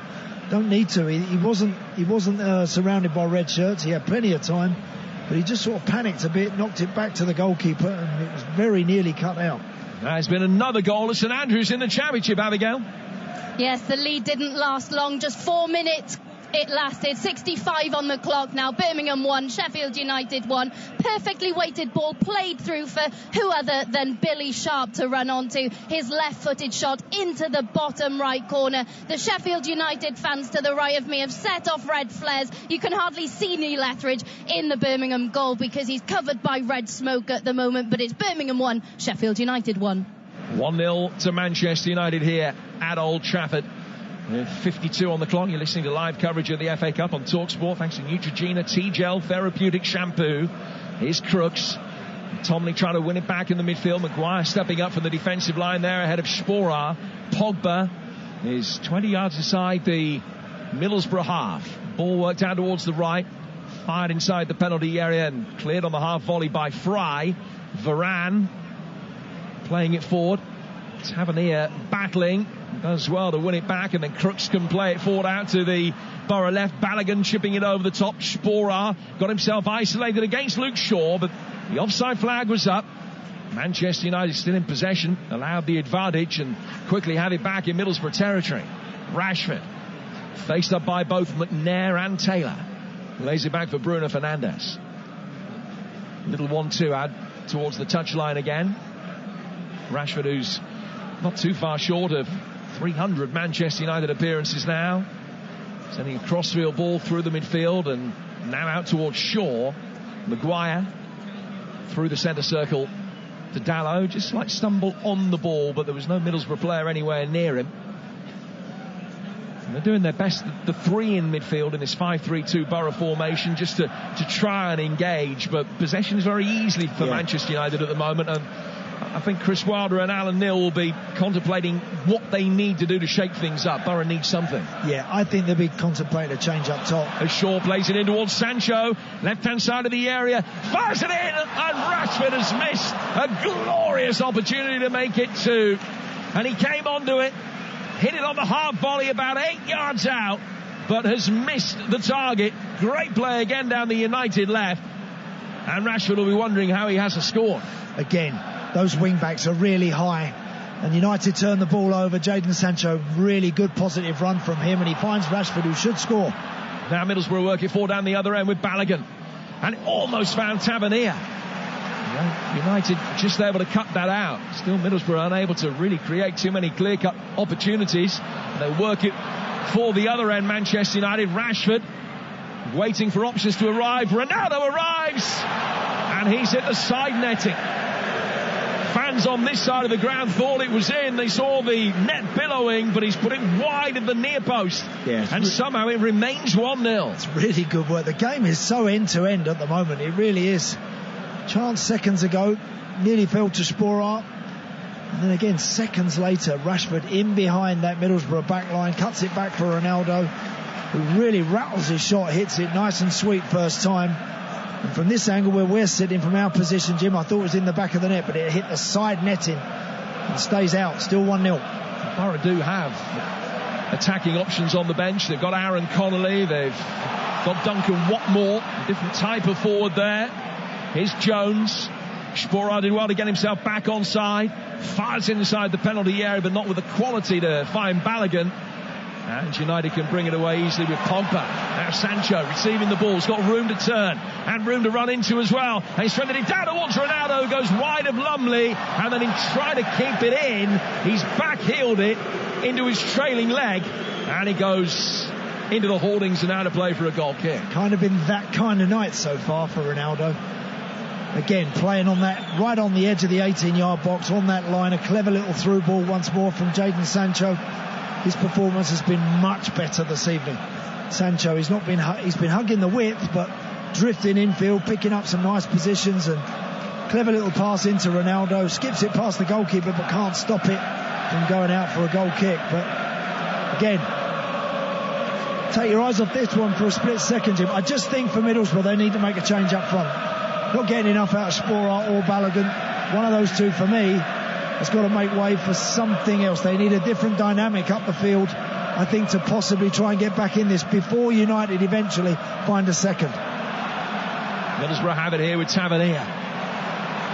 And he's played it down the right-hand side of the penalty area. Jones chasing after, he's pulled it back, and it's a fine save from Henderson to tip it away. Really well struck by Crooks. That's Middlesbrough's best move of the game. And Henderson threw himself to his left and got a strong left hand to it to tip it away for a corner. Really good football that from Borough.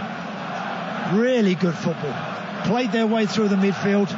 Eventually found Isaiah Jones again, who's so energetic, so generous with his running forward. He cuts it back for Matt Crooks, a kind of clever side foot. And Dean Henderson it is who gets his right hand up to tip it over the bar for a corner. As you mentioned, Jim, that's really good football from Middlesbrough, the best passage of play that they've had in the game. Well, ball going out of play for a corner. Tavernier, who's standing over the corner quadrant, not happy with the pressure of the match ball, has asked for it to be replaced. So this is Middlesbrough's first corner of the game. Tavernier to swing it in. There's an old adage, but all the time that it is only 1-0, the side that are trailing just one moment of magic or one defensive error away from getting themselves back into the game. Borough hoping it will come from here. Fry making a run towards the far post. Tavernier swings it in towards the near. Bruno Fernandes heads it away. Jones got a little bit lucky as he lost his balance. He comes back off Sancho to him. It's Balogun across the face of the 6-yard box, ricochets off Shaw and sits up nicely for his goalkeeper to catch. And he very quickly bowls it out for Bruno Fernandes, who gets it between Jones and Balogun to find Scott McTominay. And Manchester United are on the front foot again. They lead by 1-0. It's been an enthralling FA Cup tie. A lot of it's been one-way traffic. But Middlesbrough beginning, through necessity, to give it a bit of a go now, and it's opened right up. And it doesn't matter, Jim, how superior you are in all the stats, all the numbers. Shots on target, last third entries, possession, you name it. United are on top in all of that. But Borough have just started to worry United a couple of times in the last 5 minutes. Just by taking that extra touch, that extra little bit of care in possession. They've got people in the wide areas with good pace. And a couple of times they've worried them. Here's McTominay. As Middlesbrough do take a slightly more proactive view of this game. The sacrifice is the space that they are now leaving in midfield. Manchester United, when they can get the ball, are often in a position that they can turn and then run at the Middlesbrough back line, but they haven't made the most of this latest opportunity to do that, and it drifts out of play for a goal kick that Borough will take. Half an hour of normal time remaining. Manchester United leading Middlesbrough by a goal to nil here on TalkSport. And here, the views of former Middlesbrough Cup finalist Andy Townsend. Yeah, again, I think that United are just looking for that second goal. They've been close. They've created 2 or 3 situations. Marcus Rashford, Ronaldo, Sancho, they've all been there or thereabouts in this second period as they've travelled from right to left towards the Stretford end. But all the time it remains 1. Middlesbrough are plucky, they're honest, they're game, they're giving everything towards it. All the time it's 1, you just never know. Ralph Rangnick still down on the touchline, urging his players forward. Chris Wilder has stayed out in the technical area pretty much the entire game, hands in his pockets, looking like he fancies his team might still have something to say in this game. Manchester United have a free kick as Shaw was just pushed under the flight of an aerial pass. And Maguire has taken it. Finds Varane. United's record here at Old Trafford is excellent, as I was saying in the first half. When you factor in matches just against sides from lower divisions, it's brilliant. 8 wins in a row without conceding. Shaw playing the ball in here. And Ronaldo coming to meet it. Along with Bruno Fernandes. They both attacked the same ball. Neither did each other a favour there. It's come off Ronaldo and gone out of play for a goal kick that will be taken by Lumley. And here is the first change, and it is the one that you're expecting. Balogun coming off, and Duncan Watmore's a little bit different. He can play as a striker, but he can play as a 10, and he's the man that is going to come on. So Watmore for Balogun as another goal goes into St Andrews. Abigail Davis. Yes, 75 minutes gone. It's Birmingham 1, Sheffield United 2. It's Jayden Bogle with his 3rd goal of the season. Some neat, intricate passes inside the area before John Fleck played it to Bogle. He then fired it into the back of the net from close range through the legs of Neil Etheridge. And the Birmingham City manager, Lee Bowyer, is going berserk on the sideline. He felt there should have been a free kick. I don't think he's got anything to complain about. It's Birmingham 1, Sheffield United 2. Big roar of approval greeted the arrival of Duncan Watmore, who is almost played in straight away by Middlesbrough. Work it forward. And it's flicked on by Sporer. Watmore chasing after it. Varane was there first, and it goes out of play for a throw. And you're right, Jim. What Duncan Watmore will give the team is tons of energy, and he runs beyond the strikers. Just kind of stretch United a little bit. He's gone off the left side. Sporer kind of up the middle. But now they've got another option, maybe with just a little bit more energy and something a little more direct down the middle of the field. I think that's a good ploy. Here's McNair. High ball forward. Crooks going up for it against the shorter Shaw. Jones there. Crooks laying it back. Couldn't find Tavernier. Pogba did well. Good defensive responsibility from the Frenchman there to read the situation on the edge of his own penalty area and get it away. 62 gone. It's 1-0 to Manchester United. This will not end 1-0. Here's Varane, and he turns it back to his goalkeeper. Henderson, who's made one really good stop from Crooks, plays it out towards Shaw, and Shaw, a yard in from the left-hand touchline, brings it within 10 yards of halfway and plays it back for Harry Maguire. You would talk sport and Sirius XM-FC across the United States. And Manchester United looking for a 13th FA Cup, but more significantly, a chance to end the 5-season drought without a trophy, or prevent it getting to 5 seasons. It was the 2017 Europa League, the last trophy that they won. Need to keep going. Middlesbrough hoping to keep going in this one. Still confident getting themselves back into it. Here's Rashford towards the edge of the penalty area. Low shot that has come back off McNair. Finds Howson. Howson out to the left-hand side for the Welsh defender Neil Taylor, who can play it forward, and then an excellent switch of play through the midfield from Crooks, who's getting better as the game goes on. Jones never needing a second invitation to run at the far side. He's put it in for Watmore, has flicked it over the goalkeeper. Crooks slides it in. Now, was there a hand on its way through from Watmore? The VAR will be having a look at it, but the Middlesbrough players celebrate for now. Will the goal be allowed to stand? It was fired inside the penalty area. It was inadvertent control from the hand of Watmore. Had it been Crooks that had handled it, it would be chalked off. I think this may well stand, and Middlesbrough are back on level terms. I'm not sure it should. I don't think this goal actually should stand. You're right, Jim. It was a poor touch from Duncan Watmore, and it then popped up onto his hand. They had a man over. They committed men forward. Great clip from Isaiah Jones to Watmore.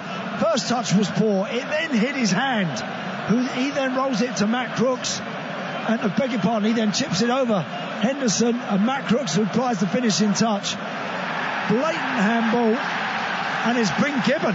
You're right, Jim. Well, the law was changed last summer, and that is the difference. It is an inadvertent handball, but they changed it that if the goal scorer does it, it's going to get chalked off. But if it's a player leading up to it that does it, and it is accidental, which it seemed to be, then it doesn't get chalked off. And whether you like the law or not, I think it has been interpreted correctly, and the goal stands. It's 1-1. And I've got to be honest, I don't like that law. I don't see how anybody who completely miscontrols a ball and it hits his hand and he then lobs it over the goalkeeper and his teammate knocks it in the net. There's something that can't be right about that. Yes, you're right, the interpretation of the law is correct, and that's all the officials out there this evening can do. Once VAR look at that, did Duncan Watmore deliberately try and control that with his hand? He most certainly didn't. But it was such poor control that he then benefits from poor play, if you like. And look, whichever way you want to dress it up, I don't think that goal should stand, but it has. And we've got a proper cup tie in our hands now. And it is the first goal that Manchester United have conceded at home to lower division opposition in the FA Cup in 9 ties. Middlesbrough back on level terms. It is the travelling Teessiders, 9,000 strong, away to our right-hand side, who are making the noise. And there's a lot of consternation in the press box amongst the Manchester United supporters as well, because the handball was clear. You could see that it definitely sat up and hit his arm. He was trying to move his arm out of the way. There's no doubt the ball hit his arm, but I do believe the interpretation of the law as it stands was correct. And now Maguire backpedaling, Jones chasing, and Maguire under pressure down his own dead ball line. Jones has fouled him. Maguire felt the contact, made sure the assistant referee realised there'd been contact, and it's a free kick to Manchester United in the left back position. This is a different cup tie now. We're midway through the second half of normal time, and it's 1-1. Yeah, it certainly is a different cup tie, and it's amazing. Honestly, it's, as I mentioned earlier, all the stats, all the numbers were pointing towards United eventually finding a second goal. But in a flash, in a split second, Middlesbrough are back in the tie. Controversially, it's got to be said. But you know what? In that move that led up to the goal, they had a man over. They had more men in that box than what United had defenders. Here's Jadon Sancho for Manchester United, finding Ronaldo, who missed the first half penalty. Back for Shaw on the bottom left-hand corner of the penalty area for Manchester United. To Ronaldo, to Sancho. Sancho getting towards the bar as he overrun. He has got it in past Jones, but it's cleared at the near post by Fry.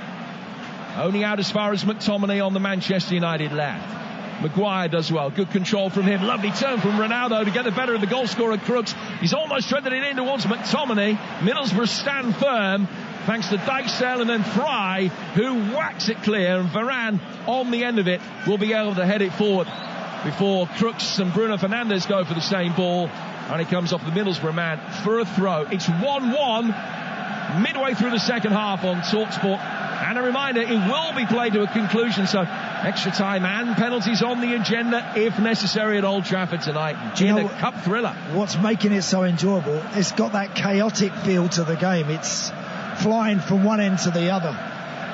And that makes for a really good watch, a really interesting watch. Now it's a test of United's nerve. Of course, the pressure very much on the team now at home. They're expected to win this game. Looked like they were going to win it handsomely. Now they've got a job on their hands. Varane heading the ball down for Scott McTominay. He tries to take it away from Tavernier, who's done well Ball clipped in by Dallo, but too long for Ronaldo. And it goes out of play for a goal kick that'll be taken by Joe Lumley away to our left-hand side. Manchester United 1, Middlesbrough 1. 20 years ago, Borough knocked United out at this stage of the FA Cup with goals from Noel Whelan and Andy Campbell. They also beat Manchester United in the FA Cup in the 30s and the early 70s as well. Actually first drawn together back in the 19th century when it was still Newton Heath. First ever meeting of these two sides coming back in 1894. But of all the cup meetings there have been between the two, this one's probably been as exciting as most. And still, the principal moment of the night lies ahead of us. Might it come here? Watmore into a Spora, who tried to turn it towards goal. Harry Maguire sliding in, prevented it getting anywhere near Henderson's near post. And it's cleared by Manchester United out of play for a Middlesbrough throw. You know, and they've got a threat now, Borough. They really have. Their tails are up. They're back in the game. It's filled their legs with energy, filled them with belief. Watmore coming on, he's just direct. He's one of those guys that just keeps putting his head down and running in behind you. And all of a sudden now, United have got a different problem. Shaw heads it forward. Sancho for McTominay. Back for Shaw again. How do Manchester United now counter the change that Middlesbrough have made? Well, yeah, look, again, you would think, Jim, that they've got to keep playing their football. They need to play with a bit more urgency. Pogba striding across the halfway line here. And wins the free kick, which will result in a yellow card for Tavernier. But during this spell where Borough have been really good, the last 10 minutes they've been very good, excellent. And we haven't seen enough of Bruno Fernandes. Ronaldo on the edges of it a little bit, a bit frustrated tonight. He's cut a bit of a frustrated figure, Ronaldo. Ever since missing that penalty, not quite happened for him. I think United need to get the ball back out towards Jadon Sancho a little bit. When he's got on the ball, he's made things happen. Rashford's gone a little bit quiet, so those big players have now got to step up. Pogba turning it forward. Here is Marcus Rashford inside the area. Ronaldo's waiting. Good save, Lumley at the near post. Fry won the second ball, heads it away, was fouled. And there's a free kick to Middlesbrough inside their penalty area. So this is the United bench, Andy. In terms of attacking options, Elanga and Mejbri, the Tunisian international, they're the principal ones, really. How do they shuffle things around? Do they keep the personnel that they've got and try and play a different way? Or no, I think the best way forward for United, Jim, is to keep the personnel that they've got, but they've just got to get back on the ball. They've got to get possession. They've got to go after Middlesbrough, play brave, be aggressive with their pressing like they are right now. And they've got it back. Bruno Fernandes! Oh, he's hit the post! And Middlesbrough have another almighty let-off.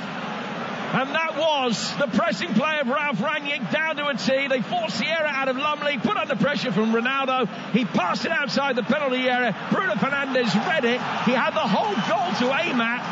Lumley standing there, could only pray. And his prayers were very quickly answered. Here's Ronaldo now, played in by Rashford. He's clipped it back across, but behind Sancho. And Jones will knock it away. And if you're a Middlesbrough fan, as Watmore is fouled there by Maguire, and there's an angry reaction from the Manchester United man, if you're a Middlesbrough fan watching this with the 72 minutes unfolding as they have, you wouldn't be able to help yourself but to turn to the bloke sat next to you or the lady said, you know what, this could be our night. Well, you know, again, I've just seen, that was just incredible what happened. Joe Lumley's got the ball. They're trying to play out from the back. He plays a straight ball into Johnny Housen on the edge of the 18-yard box with Bruno Fernandes breathing fire down his neck. Do not roll the ball into a midfield player in that situation, goalkeeper. Don't you dare do that, because Fernandes managed to just tow it away from Housen. He's got an open goal and he hits the post. Massive let-off. United have hit the bar, they've hit the post, they've missed the penalty, and their lead has evaporated. Sancho on 25, Crooks on 64. After a handball in the build-up, an accidental one by Watmore, which the officials, I believe, rightly let go. And it's 1-1 with 17 minutes of normal time remaining. Just talking about that handball, Jim.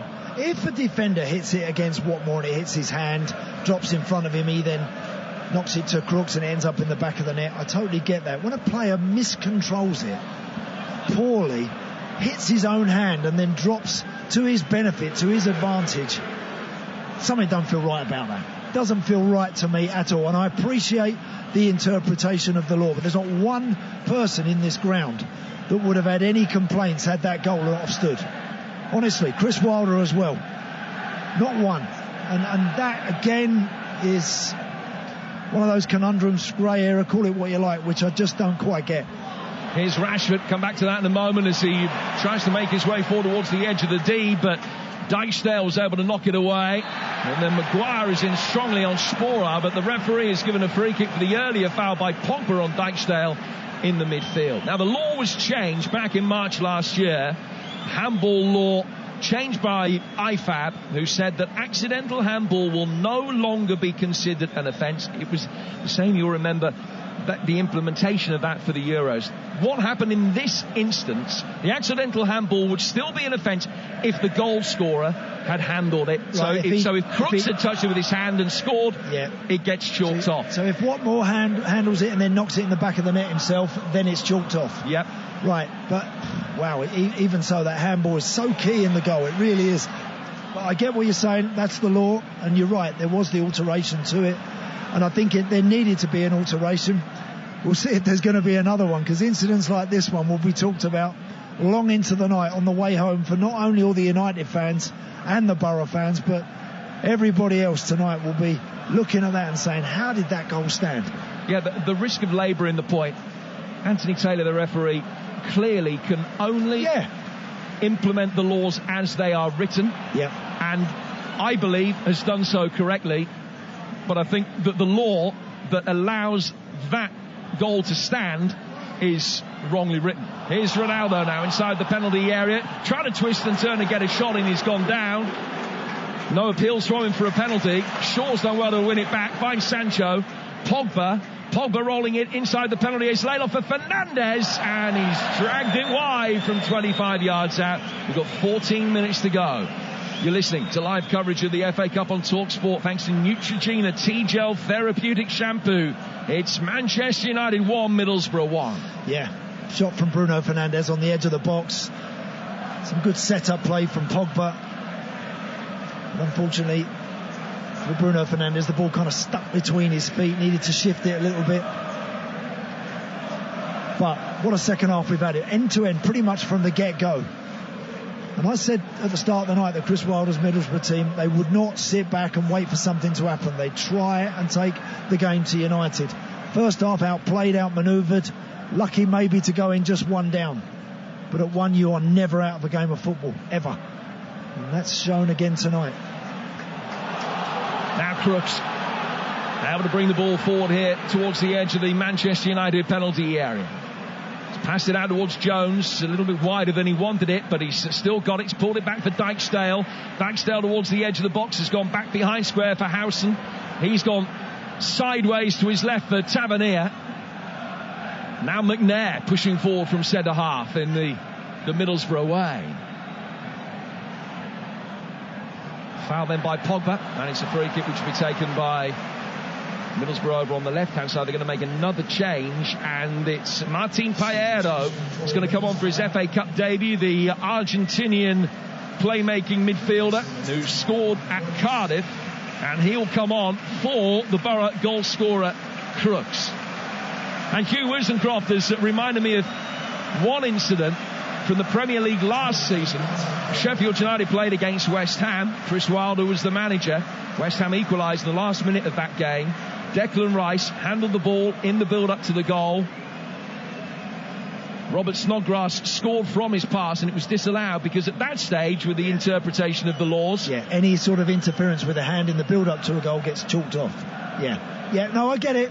Look, I get it. I absolutely, and you're right. You know, Anthony Taylor and the VAR guys will have looked at that and interpreted the law as it stands correctly in their opinion. In mine, that sort of goal should always be chalked off. Tavernier sending this free kick in. Dallow got there ahead of Dale Fry to knock it away, and Pogba will be able to bring it forward. It is academic. It'll be very interesting to hear the reaction of the two managers about it. 11 minutes to go. It's 1-1. And Howson will play the ball forward here for the Borough. Played out of the left for Watmore. Piero, tall Argentinian, just lurking with intent around the edge of the penalty area, but Borough can't work it back to him. There are three red shirts around the ball. Taylor losing out to a combination of Sancho and Dalot. And it's then cleared by Manchester United for the ball out of play for a throw that will be taken over on the Middlesbrough left-hand side. And United are going to make a double change. Ilanga and Fred are the two players that are going to be coming on for them. Well, I think that speaks volumes for the way that Borough have played in the second half. The fact that Ralph Rangnick at this stage now turning to the likes of Anthony Ilanga and Fred. We'll see, we'll get confirmation, Jim, in a moment exactly who's going to make way. But it's the home team, it's the Premier League team that are looking and cutting the more frustrated figures out on this Old Trafford surface right now. The double change hasn't been made yet. The two players are waiting. Manchester United work it forward here. Marcus Rashford's got it on the edge of the penalty area for a long ball played forward, but he just knocked it straight into the shins of Isaiah Jones. Rashford gets it back again, goes via Shaw to Maguire and out to the United right-hand side. Dalot coming into a more central position, then works it to his right for Sancho. Right-footed ball in from him, and United have a corner, which will be taken away to our right-hand side. This is their first corner of the second half, and it comes with 10 minutes of normal time remaining. Half an hour of extra time to come if there's no further score in the next 10 minutes, and then after that, penalties if necessary. Corner to Manchester United. Can they restore their lead? Ronaldo. McNair keeping an eye on him, making a darting move in towards the near post. Pogba with a little looping header at the far post. He was off balance by the time the ball got to him, and it's easily claimed by the advancing Joe Lumley, who's in no hurry to restart play.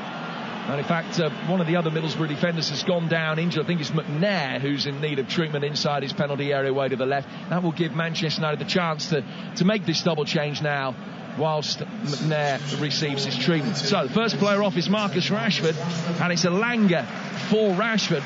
The first change that is being made, the Swedish under-21 international winger who started each of the last three games but left out tonight. He will come on for Rashford, and Paul Pogba makes way. Fred for Pogba. Yeah, getting a good round of applause, Paul Pogba. I thought his performance was decent. Again, I mentioned the first 10 or 15 minutes a bit quiet, but after that, one little slip in possession in that deep line midfield role, which he got punished for with a yellow card. But I think his all-round game was very good. Anthony Ilanga on to just try and freshen things up. Full-time whistle has gone at St Andrews, and let's get the full-time details there from Abigail Davis.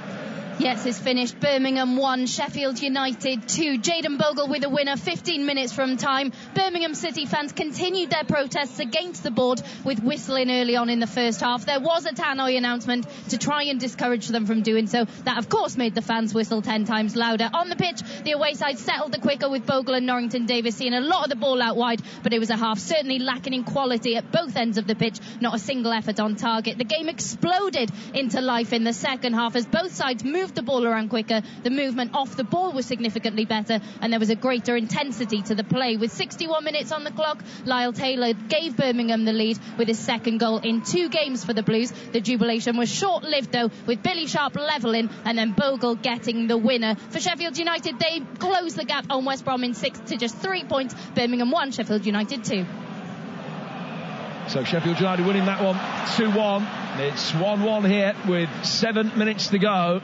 And Nair is okay, he's back on his feet, and Manchester United have possession with Bruno Fernandes to Fred, edge of the penalty area. From him to Dalot, chipped in behind Ilanga, clearance high up in the air from Howson.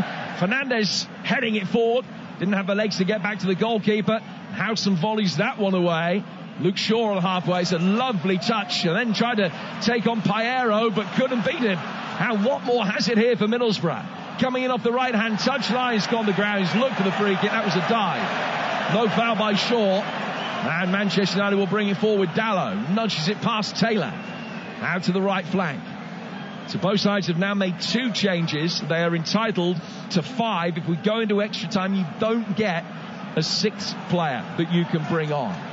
So it will be 5 even if we play 120 minutes.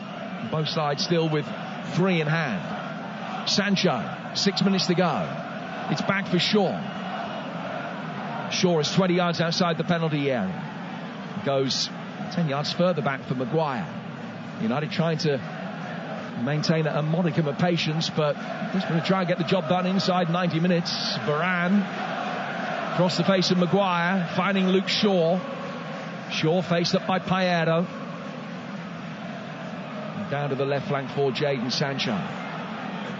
Sancho's just come out of the left since Elanga has come on, and the young Swede is over on the right. It's Bruno Fernandes looking for him, but too much on it. Overcut the cross, goes out of play for a goal kick that Lumley will take. By the time he's taken it, there'll only be 5 minutes of normal time remaining. It's 1-1. And that's the danger for United, because now their genuine source of frustration felt all round this Old Trafford Stadium, that you try and force it. As players, you feel that when you're in that situation, and your fans are getting a little bit fed up with what they're seeing and they're urging you forward. There's always that tendency to knock it into the box too soon, too quickly, as Bruno Fernandes did there, and it sails out harmlessly for a goal kick and relieves all the pressure. It's really difficult in those moments sometimes to just keep your head, keep your cool, and keep the ball moving from side to side and waiting for a better chance to deliver something with a little bit more quality, maybe from a better position.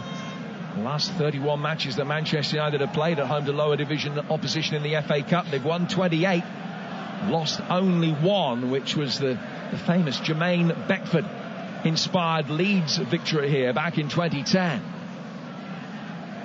Middlesbrough, who won at Mansfield with a last minute goal in round 3, hoping that there might be a late sting in this tale as well. Fred with a cross inside the penalty area, which is half cleared by Dijksteel for Shaw. Sancho, now Maguire finds Scott McTominay, takes it inside the centre circle and then chips it out towards the right hand touchline and straight out of play. And there are more murmurs of discontent from the Manchester United fans with 4 to go at 1-1. Again, Scott McTominay doing exactly what I just mentioned. He's on the halfway line, just go back to Varane, start again. Instead of that, he's trying to force something into an area, there's nobody there, and he clips it straight out for a throw-in for Middlesbrough, who are taking plenty of time now and just slowly but surely trying to run the clock down and get to that 90 minutes. Throw taken over on the Middlesbrough left-hand side by McNair. Dallow wins it. Fry wins it back for Middlesbrough. And then Manchester United work it out of their right-hand touchline for Elanga. Now play forward by Varane. Via Fred to Elanga again. Nice little cushion layoff from him, but Dallow's ball back to him. Didn't reciprocate that same quality. And it's gone straight past him and out of play for a free kick, which will be taken, a throw which will be taken over on that far touchline. Tomorrow's got a little bit to live up to, I think it's fair to say, after a belting FA Cup tie tonight, the first of the 16 fourth round ties. Tomorrow on the TalkSport network at 12:30. Kidderminster West Ham is right here. Chelsea Plymouth on TalkSport 2. Watmore trying to flick it forward. It's gone out of play for a throw which will be taken over on the Manchester United right. And the scoreboard clock away to our right shows 2 minutes and 40 seconds of normal time remaining. There will be a bit of stoppage time to be added on, not least because of that McNair treatment a few minutes ago. Here's Luke Shaw coming into a central position. He's done really well. It's a good run, and then he's laid it off intelligently to his right for Dallow. Now Elanga has it. Ronaldo's waiting in the middle by the penalty spot. Dale Fry goal side of him. Ball played back again. Fred trying to work it inside the box, and it's knocked away before it got to Bruno Fernandes. And McNair will take a touch down the left-hand touchline and get it half clear towards halfway. But Manchester United win it back and have it with Varane. Yeah, got tired legs out there from the Middlesbrough players now. They're dropping back, just edging back towards the edge of their own box. You can hear the United fans trying to pick it up, trying to pick the tempo up as they are knocking the ball from side to side in Borough territory, just waiting for that, maybe that last opportunity, that one last opportunity to try and put this game to bed. Luke Shaw's in space on the United left, and Varane has seen him. That's a lovely pass. It's picked him out. He's got time to measure across. He turns inside. He's inside the penalty area. Little layup from him. Couldn't find Ronaldo. Fred tries to flick it back in. And as Elanga was just waiting to pull the trigger, Tavernier knocks it away. Gets it to halfway. Back it comes from Varane to Dalot. Out to the United right. Fred's ball in, and Elanga with a diving header. Miscued it and sent it way wide. Chance for Anthony Elanga. I don't think he's actually touched the ball with his feet yet since he's been on. Decent cross that comes in from Fred off the right side, and he's level with the post on the edge of the 6-yard box. He's only got to get a glancing sort of contact on that header, and in the end it comes off his forehead and he goes straight out for a goal kick.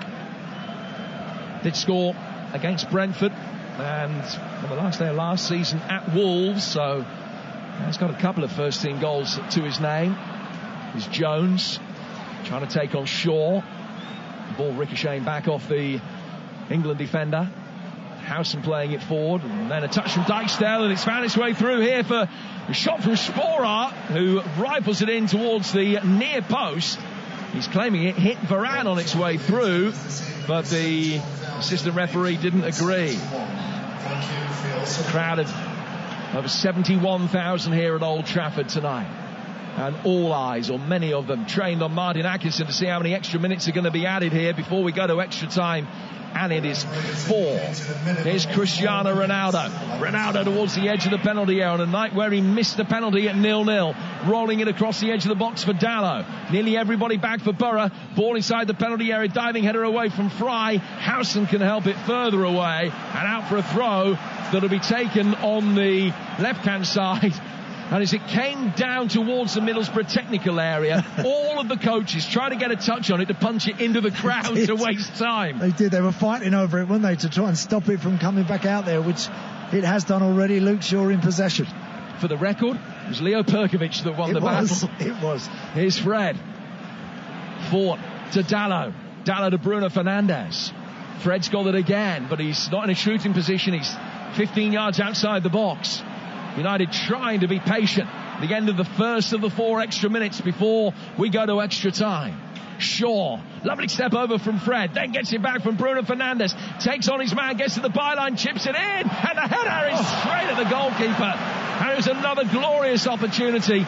Lumley, really, because the header was at such close range, wouldn't have been able to get there had he gone either side of him, but Elanga hit the goalkeeper with the header, really, and it remains 1-1. Should score. That's an easier one than the one that came at him just a couple of moments ago. Really good ball from Fred. Stood it up perfectly, beautifully to the far post. Elanga climbs above the defender, powers the header straight at Joe Lumley. Scott McTominay in possession for Manchester United inside his own half. Back for Shaw, who whacks it away. Oh, Fry's let it bounce, and that was possibly misjudged, but flag's actually up against Cristiano Ronaldo, who, as soon as Fry had made his error, was then in a position to try and capitalise, but did so from an offside position. That's worked out really well for Borough, because they now have a chance to get a few bodies forward, although it's a pretty conservative attempt to do that, but they got a free kick 15 yards inside their own half, and we played 2 additional minutes. Lumley will try and stand this up. They haven't sent the centre-halves forward to try and attack it. The Piero, there's a 6-footer. Jones is forward as well. Sporar is in there. It's hit down the right-hand side of the area. It's well defended by Maguire, who used his upper body strength to stop Watmore getting a run towards the ball. And it's a goal kick that Henderson takes. Still waiting for his first clean sheet of the season for Manchester United. He's got it out quickly, out towards the right-hand side. Looks as though Elanga might have run out of room on that far touchline. Ronaldo, after the ball was judged to have stayed in, then tries to bring it forward, but lost out to McNair. And it's cleared by Lumley. And Middlesbrough 70 seconds away from getting this to extra time. Shaw back to his goalkeeper. Henderson with time to take a touch in all fluorescent yellow. Plays it outside the penalty area for Varane. Out to the right hand side. Dalot with a long crossfield ball, and Sancho fell over as he backpedaled to try and attack it. Middlesbrough have a throw, and they'll be able to waste a few more seconds, and they are going to be able to get this into extra time. Jadon Sancho there backpedaling as Kind of hurt himself a little bit there. He immediately signalled to the United bench to make the change. It's going to be a throw that Dijksteel will take. Arches his back, hurls it forward. 20 seconds to go. Sancho continuing for now. Fernandes back to McTominay. Ball hitting Piero, coming down for Varane.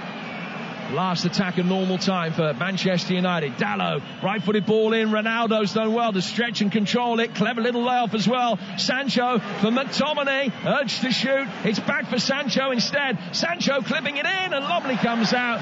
Gets his hands on the ball, and Middlesbrough have done part one of the job. They've held Manchester United through 90 minutes, and we've got extra time to come. What a start this has been to FA Cup 4th round weekend on TalkSport. It's Manchester United 1, Middlesbrough 1, 90 minutes played, extra time on the agenda. Hugh? It has been a season of shocks in the FA Cup. Are we in place to witness another here at Old Trafford this evening? Listen, Andy Townsend, I mean, the first half, utter dominance from Manchester United. In some ways, they still had that dominance in terms of creating chances in the second half, but they allowed Middlesbrough back into the game. If you don't convert one of those chances, if you don't get that second goal to give you that breather, that little cushion, to then start to try and maybe control the game and run the clock down, if you don't get that, Hugh, you start living on your nerves. You start feeling the tension that starts to develop in the stadium. And Borough capitalised on that. They made a couple of changes. They started playing with a bit more urgency. They started to get in behind United a little bit more. And you know what? They had just a 10-15 minute spell where they felt like they were coming on to the best part of their game, and they scored a great goal. These players have given so much. They are out there on this pitch. It has the feeling of a World Cup semi-final at the end of a long season. There's massages going on. There's intense instruction from the coaches. It's almost like they're going to lift a trophy at the end of this game. You can see how much it means, certainly to the Middlesbrough players. The Manchester United players have that face of sheer focus. I think they just don't want to get embarrassed tonight. No. And it has been a fantastic atmosphere as well inside of Old Trafford. No, it's been great. It's been really, really enjoyable. It has. You're right. I look at Borough. They were kind of they were desperate for the whistle to go. Now look, they've got another half hour yet. They've got to dig deep. They've got to find some more. That moment will be talked about and talked about and talked about. Do you stand? Do you not agree with me? I got a text message from a mate, also a Manchester United fan, who said anyone that thinks that's not handball has never played football in your life.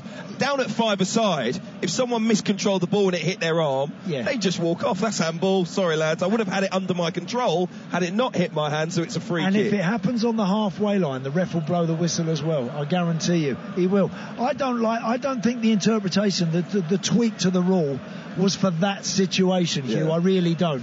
I don't think it was for that. I think that is a blatant miscontrol, handball, and I'm afraid that goal shouldn't stand. The one that I mentioned to Jim, Sheffield United, what had happened was the defender from a yard out headed the ball straight at Declan Rice's arm. Got no chance to get out of the way. He then passed it to Snodgrass, who finished. Correct. He had nothing to do with it. No. In this situation, you've got to say the player's miscontrolled the ball and his arm has helped him gather it back in and pass it. He gains an unfair advantage by miscontrolling the ball, handballing it. He gains an unfair advantage. By the way, clever what he did from there to loop it over Henderson, and Matt Crooks, I thought, had an excellent night. Finished it brilliantly. But yeah, lots of controversy around that goal. Ralph Rangnick is right in the middle of the Manchester United players now. By the way, I can't believe Cristiano Ronaldo is still on the pitch. Nearing 37 years old. You need him to play 90 minutes plus extra time to get past Middlesbrough in the FA Cup 4th round, which is sort of an indictment in terms of where Manchester United are right now. Well, the way this is going, he'll be 37 by the end of the game.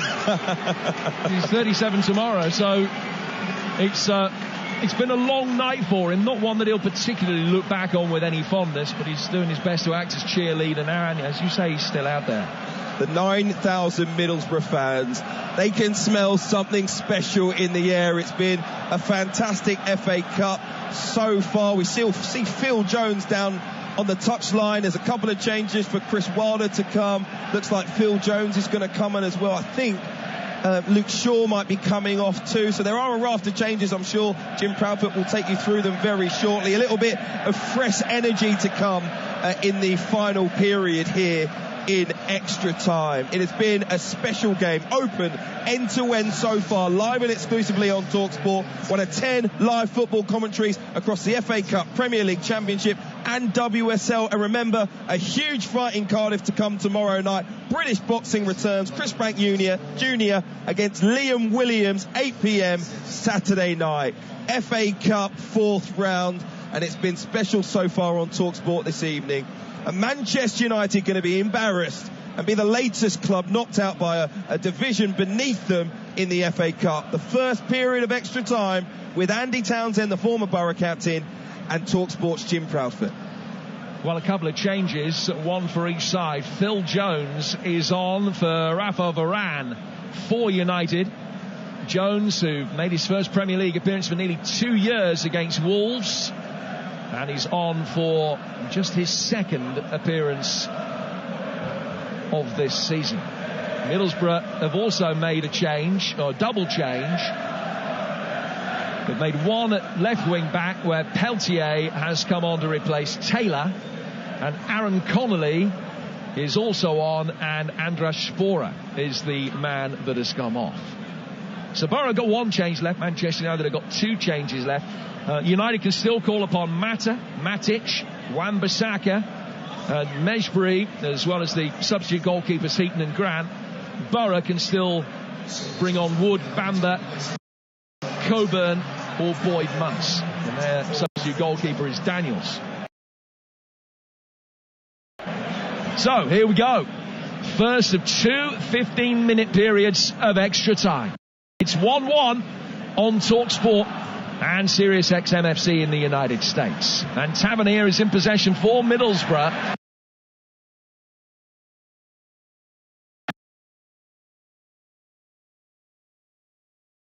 First contribution from him, and he can bring it forward and play it out to the right-hand side for Dallow. Dallow clipping it inside the penalty area, but on the half volley, Del Fry's there to knock it away. Connolly couldn't hold it up. One back by United. Fernandez trying to work it forward. There was a clash on the edge of the penalty area as Fernandez thought that he should have a free kick. It has actually been given the other way as it was worked forward. It was Fred that initially played it in, and then just a little coming together. It was a foul by Fernandez, who then tripped over the stricken Middlesbrough player. And both are in need of treatment. Tavernier is being held back to his feet. Fernandez only now gingerly gets back to his. Yeah. Chance there, Bruno Fernandes. Just sensed there might be an opportunity for him to shoot. Can't actually see what he did wrong in terms of fouling Tavernier, who did really well to get back in and block the shot. And then in the motion of actually striking it, Fernandez just thumps the ball against Tavernier, and Anthony Taylor felt that was a free kick. Ball is headed forward by Peltier, straight out of play for a throw that will be taken by Manchester United, who are lining up with Henderson in goal. It's Dallow, Jones, Maguire and Shaw, Fred and McTominay, Elanga, Bruno Fernandes and Sancho, and Ronaldo up top. Middlesbrough, Lumley in goal, Dijksteel, Fry and McNair, and then Jones, Piero, Howson, Tavernier and Peltier. And up front, it's Watmore and Connolly.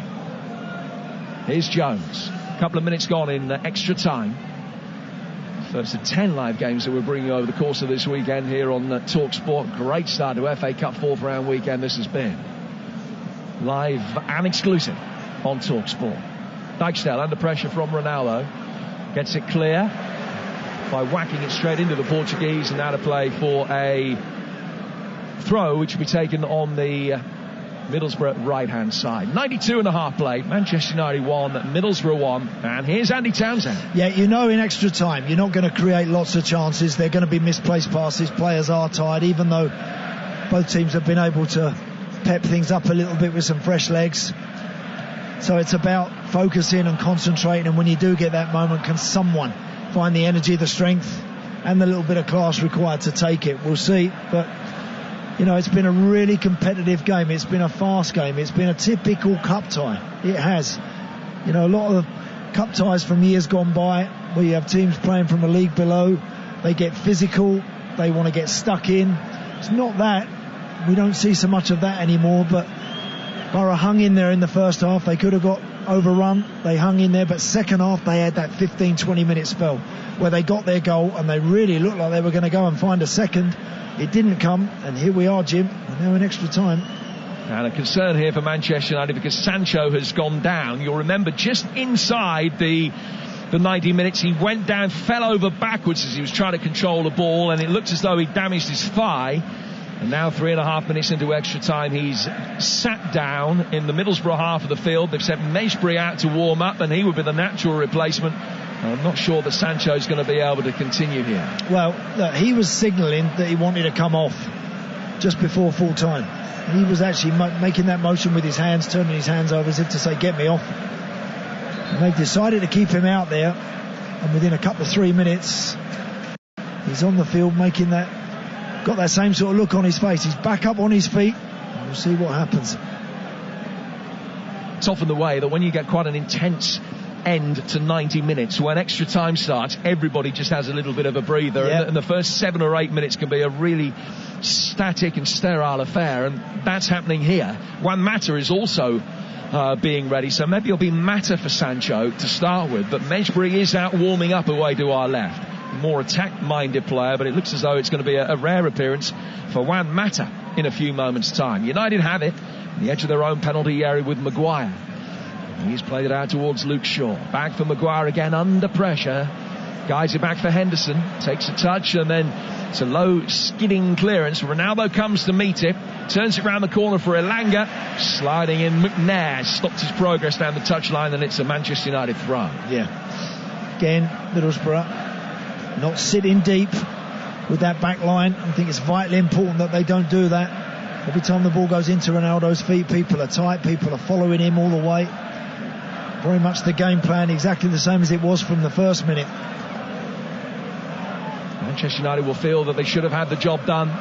Ronaldo missing a penalty. They hit the bar inside the opening 90 seconds. Bruno Fernandes missed a real sitter by clipping the outside of the post when it was 1-1. And Elanga should have scored with a header late in the piece. Middlesbrough have hung in there after Crooks' equalising goal. A controversial one after a handball from Watmore in the build-up. 5.5 gone in the second half. Manchester United 1, Middlesbrough 1. The ball is rolled out to Dale Fry. Fry taking a touch and playing it out towards Dijksteel. Dijksteel under pressure from Manchester United's press, chipping it forward into the centre circle, but Fred was there first. His ball forward wasn't the best, and it was seized upon by Lee Peltier, who reached the FA Cup quarter-finals with Leicester some 10 years ago. He's only ever played here at Old Trafford once in his career, a long career, and he won that day. That was as a Cardiff player. Fred turning it back for Shaw. Shaw controlling it midway between the edge of his own penalty area and the halfway line. He's played it forward here for McTominay. McTominay trying to play it forward. It's hit Piero. Piero winning it back. Right in the challenge of Luke Shaw. Flicking it out to his right-hand side for Duncan Watmore. Watmore driving it in across the face of goal. And he split the gap between Connolly at the far post and the post itself. And it rolls innocuously and harmlessly away for a goal kick. Yeah, really good work from Piero, who robs McTominay. And they had men over there again, Borough. They had United stretched, they had them in all sorts of problems, and Duncan Watmore's finish in the end just wasn't quite accurate enough. It was a kind of cross-come shot and was a bit of nothing really in the end. If he'd have picked someone out, they had green shirts, they had superiority in that box. I think he was expecting Connolly to continue his run forward, but Connolly himself sensed that he was going to be offside, and so he'd come back out. And the reality is that maybe Phil Jones might have played him on, but all happened in the blink of an eye, and just led to a discussion between the two Borough players rather than a celebration. And now Manchester United have got a further injury problem as Bruno Fernandes came to meet the ball and he got a knee in the small of the back from Peltier, and he's down in need of treatment.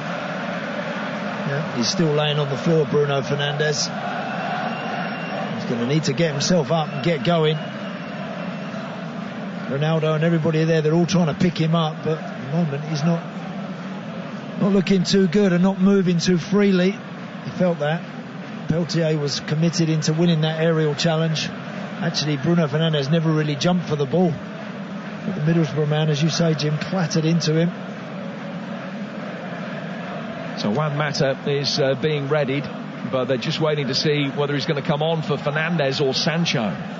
That's my guess. I just want to ascertain the severity of Bruno Fernandes' problem before they decide who's going to be coming off. And also, at this stage, both coaches will also be thinking about penalty takers. They will. You have to. So you don't want to take off someone like Bruno Fernandes, you would imagine would take a penalty, but he's come over to the sideline at the moment. Juan Mata is stripped and ready to go on. It's just interesting whether that's going to be for that change. So Bruno Fernandes is still in discussion with those on the Manchester United bench. Plays restarted, they're down to 10 just for the moment. Now Fernandes comes back on and he's not moving with any freedom at all. United play it forward, looking for Sancho down the left-hand side. It was a poor pass. Fernandes is in a lot of distress. He looks as though he doesn't want to continue with the severity of that knock, but the numbers come up and it is Sancho that is coming off. Mata for Sancho is Manchester United's fourth change. Well, out of the two, Jadon Sancho's moving worse right now than Bruno Fernandes.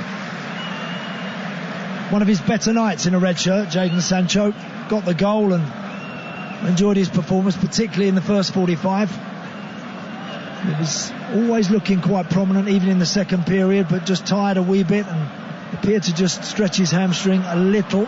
So he makes way for Juan Mata. Juan Mata, who's won this competition more than anybody else on the pitch tonight. And the Chelsea side that was victorious in 2012, he scored in that final. He didn't score in that final. He did score in the 2016 final, though, for United, when they beat Crystal Palace, which was the last time they won it. And Mata, a two-time winner, coming on for only his fourth appearance of a season in which he has been fit pretty much all the way through. Nice touch from the Spaniard there. Playing in Luke Shaw. Ovation for Sancho as he makes his way down this touchline. And now Elanga is brought down edge of the penalty area by Jones. Play goes on. And the shot in towards the near post is a real miscue from Cristiano Ronaldo. And the United players are far from happy. But there was a clear advantage for United with the ball at Ronaldo's feet inside the penalty area. But that was a really poor challenge on the edge of the penalty area from Jones on Elanga. Yeah. And he's lucky to escape a retrospective yellow card. Yeah, it was outside the box. The challenge certainly outside the box from Jones on Elanga. He's actually in an offside position when he received that as well.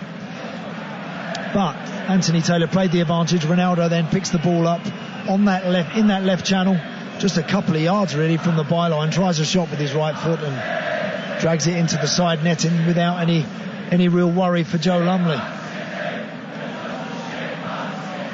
3.5 minutes of the first period of extra time to go, but it could easily be 3 minutes of added time in this period alone. Mata with the ball in his hand, wanting to take a throw, thinks better of it, leaves it for Diogo Dalot. Dalot with the yellow ball on the palm of his right hand, throws it into Bruno Fernandes, who is still struggling but putting a braver face on it now. Maguire back out for Shaw. It's 1-1 after Sancho on 25, Crooks equalising on 64. Ronaldo missing a penalty at 0-0. Here's Jones. Forward towards Juan Mata. Mata clipping it in, left-footed towards the edge of the area. Another stumble from Bruno Fernandes. But that's literally what it was. There's no foul, no complaints from him. Mata trying to pick up the loose balls, done well to get the better of Howson in the battle of the veterans in the midfield. Mata has it again. Ronaldo coming back out, plays it towards Luke Shaw, bottom left-hand corner of the Middlesbrough penalty area. Howson again in the right place to volley it clear. And he'll be reminiscing about 12 years ago when he was part of the Leeds side that won here, and we'll just be wondering whether this could be his and Borough's night again. 102 played, it's 1-1. Yeah, it's all United in terms of possession in this first period. We haven't really seen Aaron Connolly or Watmore, who are up front for Middlesbrough at the moment. Whoa. Jones just got it back for Henderson. Watmore putting the pressure on. It's a close run thing. Now the other end, Fernandes with a precise ball through for Ronaldo. Ronaldo inside the penalty area. Fry stops him turning. Ronaldo still has it, clips it in, punched away by Lumley, which actually took it back into the traffic of Manchester United players arriving. Dalot, Fred, Fernandes tries to play it forward. Peltier whacks it away. Mata not happy with the lack of quality on the ball in towards him. And Middlesbrough have got it back for Henderson at the other end, and United's next attack will have to come from a much deeper position again. Yeah, Borough just can't stem the flow now of United attacks. They're not obviously with the speed that United had in the first half, of course not. But it's pretty relentless at the moment. Borough are just playing without the ball, shuffling from side to side, keeping their shape, trying to get a block in, trying to serve the ball forward, but it's immediately coming straight back. So it's just really a case at the moment if United can stitch something worthwhile together. Jones back to his goalkeeper. Henderson clears. McNair and Fry attacking the same ball, but Fry gave him a loud enough shout for McNair to take evasive action in the nick of time, and Fry heads it back into Manchester United's half. Shaw playing it forward down the Manchester United left. Elanga. He goes back for Maguire. Fred has it now. 40 seconds of this first period of extra time still to play. Ball forward. Lumley racing outside his penalty area was there first for Middlesbrough. Good goalkeeping that from Joe Lumley. Really good goal. When you got tired back defenders and a tired back line, as a goalkeeper you need to be ready to get out beyond the edge of the 18-yard line and make sure you're there to mop up. That's exactly what he did there. Put his foot through it. Excellent work. Jones down for Dalot. And back for Phil Jones again. Martin Atkinson with the numbers ball in his hand makes slow, steady progress to the edge of the technical area. Ball is with Jones. Back for Henderson. Henderson playing it forward. Fred can turn. 1 additional minute at the end of this first period. A period which saw Bruno Fernandes receive 2 minutes of treatment, and then there was a subsequent substitution, but it is what it is. Maguire out of the Manchester United left for Shaw. Elanga, the young Swede, in towards Juan Mata. Mata to Bruno Fernandes. Fred coming onto it, right-footed effort, and he's cut across it and drilled it wide. Nice football actually from United. Nice bit of one touch on the edge of the box, about 30 yards out. Elanga into Juan Mata, back to Bruno Fernandes. Great pass from him to Fred, who's then on his right foot on the edge of the box. He's got options to his right hand side. He could have rolled it out, decided to take the shot with the right foot and skews it miles wide. United have won each of their last 8 fourth round ties, including a victory against Liverpool here last season. Actually haven't lost at home in round 4 since West Ham won here more than 20 years ago, with Di Canio scoring the winning goal. It's Paddy McNair back towards his goalkeeper, and Lumley has the last touch of the first period of extra time. Gets it away, turns to the Borough fans behind that goal and applauds them. They give him a roar of appreciation in turn. And we're 15 minutes away from a penalty shootout at Old Trafford. It's 1-1 after 105. Andy Townsend, very quickly, how do you think Middlesbrough and Manchester United coped? It was a stalemate in many ways in that 15 minutes. Yeah, it was. I mean, it was more United, Hugh. They looked the more likely. We haven't really seen a lot of progressive stuff from Middlesbrough. They look like a team now that have just geared to get into the end of the second period of extra time and take their chance on penalty kicks. That's where their mindset is, no doubt. For United, it's a different one. The last thing they want to do is go to penalties. They're trying to find a way forward, but at the moment the legs and the brain just aren't in sync at this stage of the game. You know, everyone's looking pretty tired. Ronaldo's had a couple of half chances and just lacks that fantastic athleticism that he always has at the start of a match at this stage, and that's no surprise. So at the moment it looks like we're going to penalties. It does, unless perhaps Elanga, Juan Mata, someone with those fresh legs can just make the difference. How much will the grit, the determination, the desire to win matter from here on out?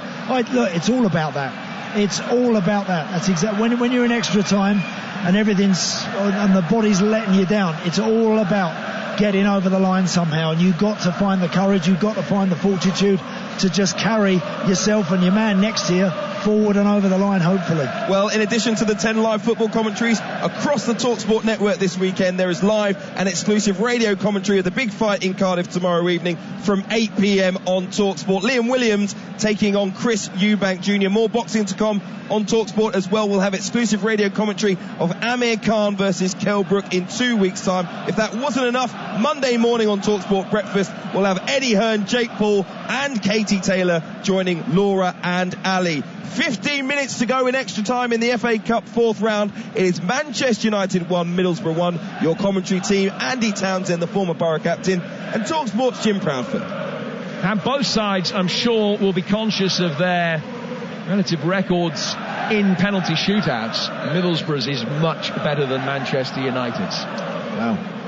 But historical records count for little. I mean, a few of those shootouts have been in the relatively recent past, but nevertheless, if it goes to penalties, I'm sure that Borough will be the happier of the two teams. We're back underway at the start of the second period, and it's United attacking the Stretford end in red shirts, white shorts and white socks, and Middlesbrough in their change kit of all dark green.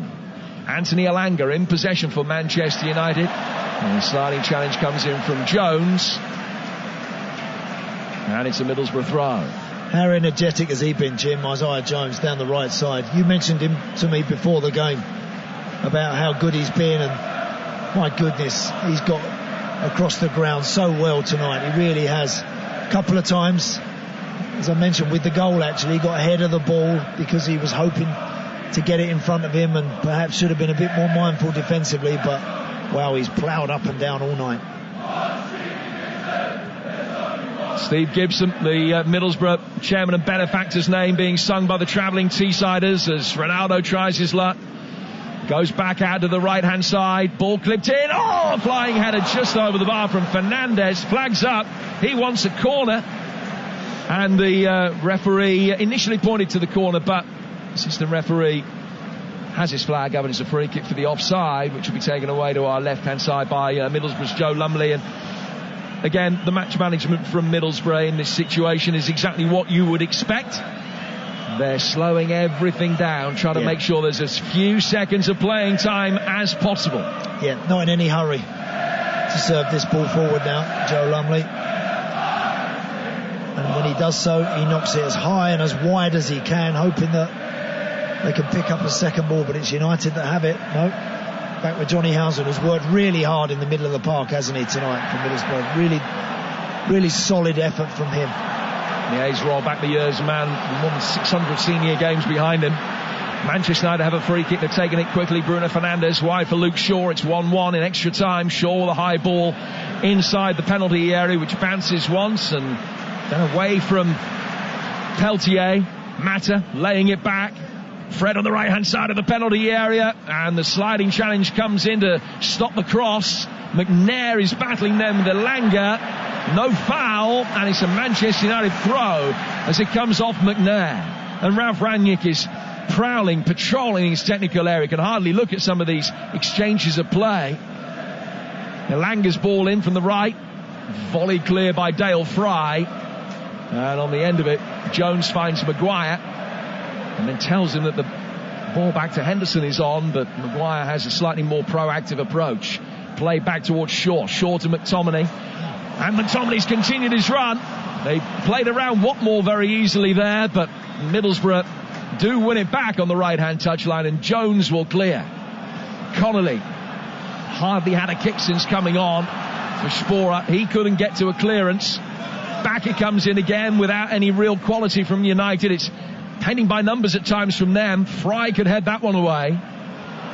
Now Elanga to Fred. Shaw's ball inside the penalty area looking for Elanga, and out of play for a Manchester United throw 10 yards from the corner flag. Yeah, every cross that's coming in now is coming in front of that Middlesbrough back line. United are unable to really get behind them and cut balls back, and that's when you're really in business as a striker. That's when you can find that little half a yard you might need to apply a finishing touch. United just don't have the legs at the moment, it looks like, to get right in behind Middlesbrough. Shaw back for Maguire. Jones able to turn it forward to his right hand side for Diogo Dalot. Now Fred. Juan Mata has got space. Mata making his way towards the edge of the penalty area, finds Shaw. Shaw delivers deep, too deep for Cristiano Ronaldo. A few more gesticulations from him. And the ball beats everybody and goes out of play for a throw on the Middlesbrough left.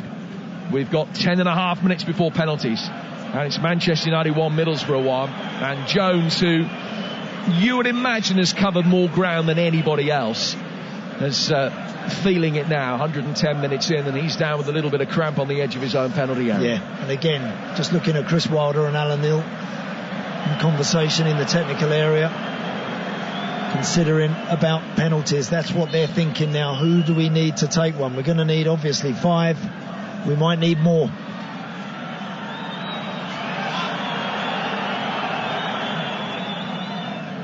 Jones is okay. That's Isaiah Jones of Middlesbrough rather than Phil Jones of Manchester United. Players restarted. It's a throw. Mata acts as the ball boy and tries to stop McNair, his former teammate, wasting too much time. Paddy McNair's ball throw down the left-hand touchline is flicked on.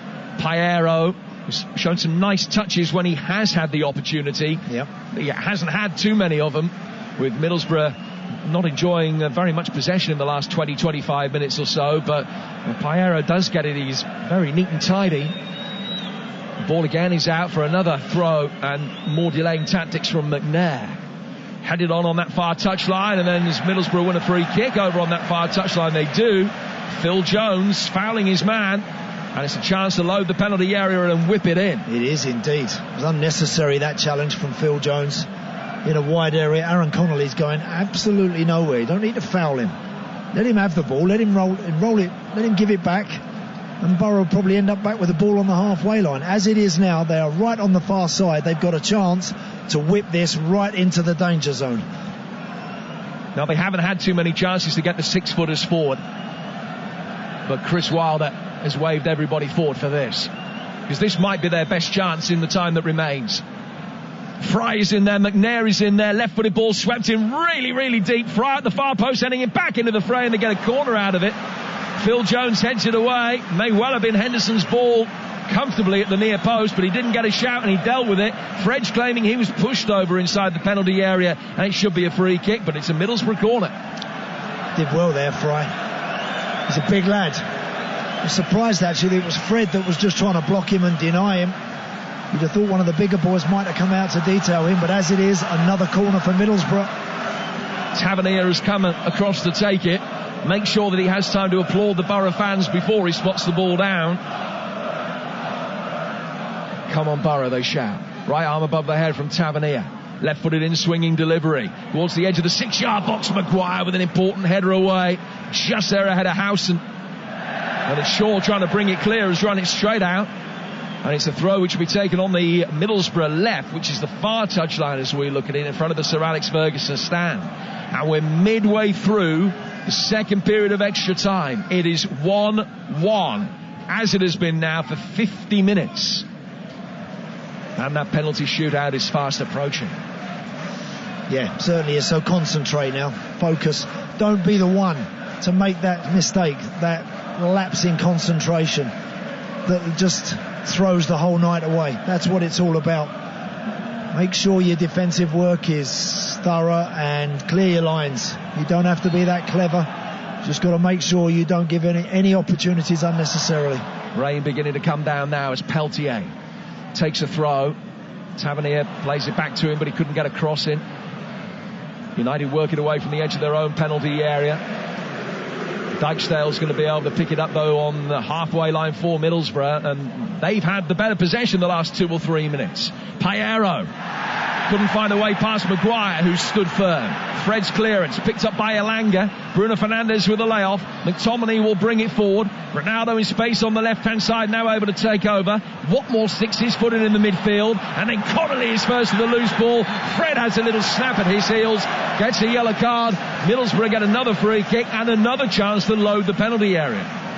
You know, fantastic play from Borough, really is. Because United are trying to get forward, but there's a green shirt chipping and rattling away at their ankles every time they pick the ball up. Johnny Howson, brilliant work initially to stop Scott McTominay, and then in the end Fred has to foul Aaron Connolly. And it's a chance, as you say, Jim, for Johnny Howson. He's about 10 yards into the United half, just off the centre, and he's going to load it in for those big guys who have just peeled off back post. He's clipped it in towards Dale Fry, headed down and flicked on towards goal by Connolly, and he couldn't divert it either side of Henderson, and that was Middlesbrough's biggest chance to take the lead. What a chance for Aaron Connolly. What a chance. Manchester United get it forward quickly at the other end. Middlesbrough still trying to get their shape back. They have regained it now. Mata for Ronaldo. It's a Manchester United throw. Middlesbrough could easily have taken a 115th minute lead. And from that free kick, Johnny Howson arrowed it out to the edge of the wide area of the 18-yard box. Dale Fry got the head on it, and Aaron Connolly made first contact. Not enough to just knock it past Henderson. Long ball inside the Borough penalty area. Bounces once on the left-hand side of the box and comes out for Shaw. Shaw back for Maguire. Connolly chasing, putting the hard yards in, trying to stop Manchester United getting it forward quickly. Jones back for Maguire.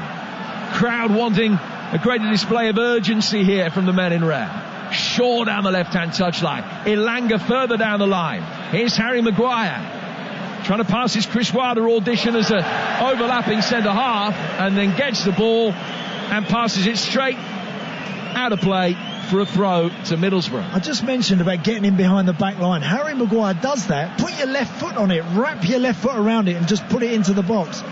Instead of that, I mean, it's a great run from him. It's a very honest run from him at this stage of the game. He comes back out, and in the end, they give the ball back to Middlesbrough, and it's a Borough throw deep in their own half. Langer makes first contact from the throw. Dijksdale plays it forward. High ball chipped over the top. Henderson races outside his own penalty area and gets there calmly. Maybe a little bit too calmly, perhaps. Got it away from Watmore, which was all that mattered. And Manchester United will build once more. 3.5 to go. Elanga riding the challenge of Jones. Watmore coming back. Shoves McTominay over. Might be spoken to here by the referee. Free kick is Manchester United's, about 20 yards outside the Middlesbrough penalty area. Jones is down again. That's Isaiah Jones of Middlesbrough, and still suffering from the cramp. Might need some treatment. Borough medical staff have been given permission to come on and attend to him. They've got Wood, Bamba, Coburn and Boyd Muntz that they can bring on to replace him if necessary. So a couple of those are centre halves. Sol Bamba's experience, you would imagine, would be the man that they would call upon. Bamba, who's 37, an Ivorian who's played in the quarterfinals of this competition back in his Leicester days, and it looks as though he's stripped and ready for action, and it might be that he'll be coming on for Isaiah Jones very shortly. Yeah, he looks like he's run his race, Isaiah Jones. My goodness, he has really got through some mileage tonight.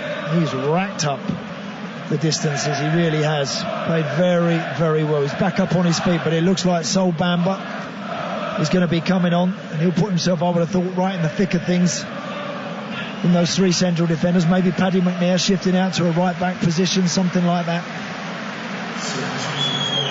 No, the Borough back line just asking for clarification for how they want, or how Chris Wilder wants them to move around, because Bamba's going to be playing in the middle.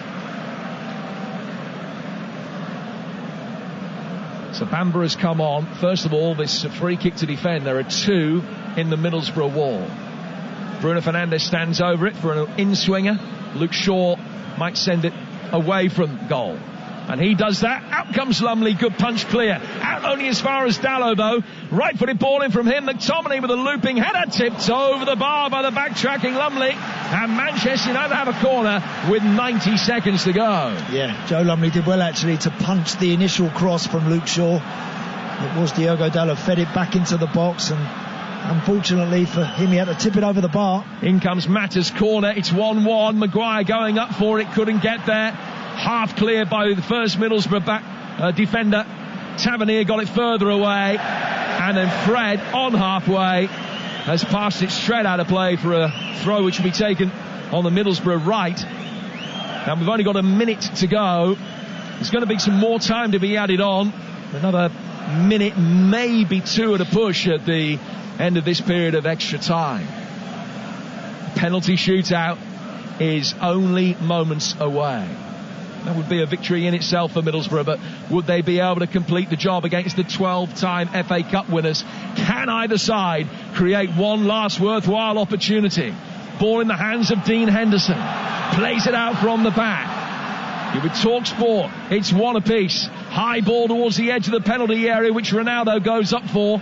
Diverted back for Luke Shaw. Bruno Fernandes picking it up on the left-hand side for Manchester United. Back from him to Fred, to Mata, to Fernandes again. Manchester United going backwards rather than even sideways at the moment. Now Phil Jones has the chance to bring it forward. Jones to Fred. Maguire makes his way into space. Step over would have worked well for Manchester United there. It cannoned off Maguire. Bruno Fernandes is first to the loose ball, and United have retained it. Phil Jones again, playing it forward in towards Scott McTominay. McTominay towards the corner of the penalty area. Can United win it right at the death? 2 minutes of added time before penalties. We're in them.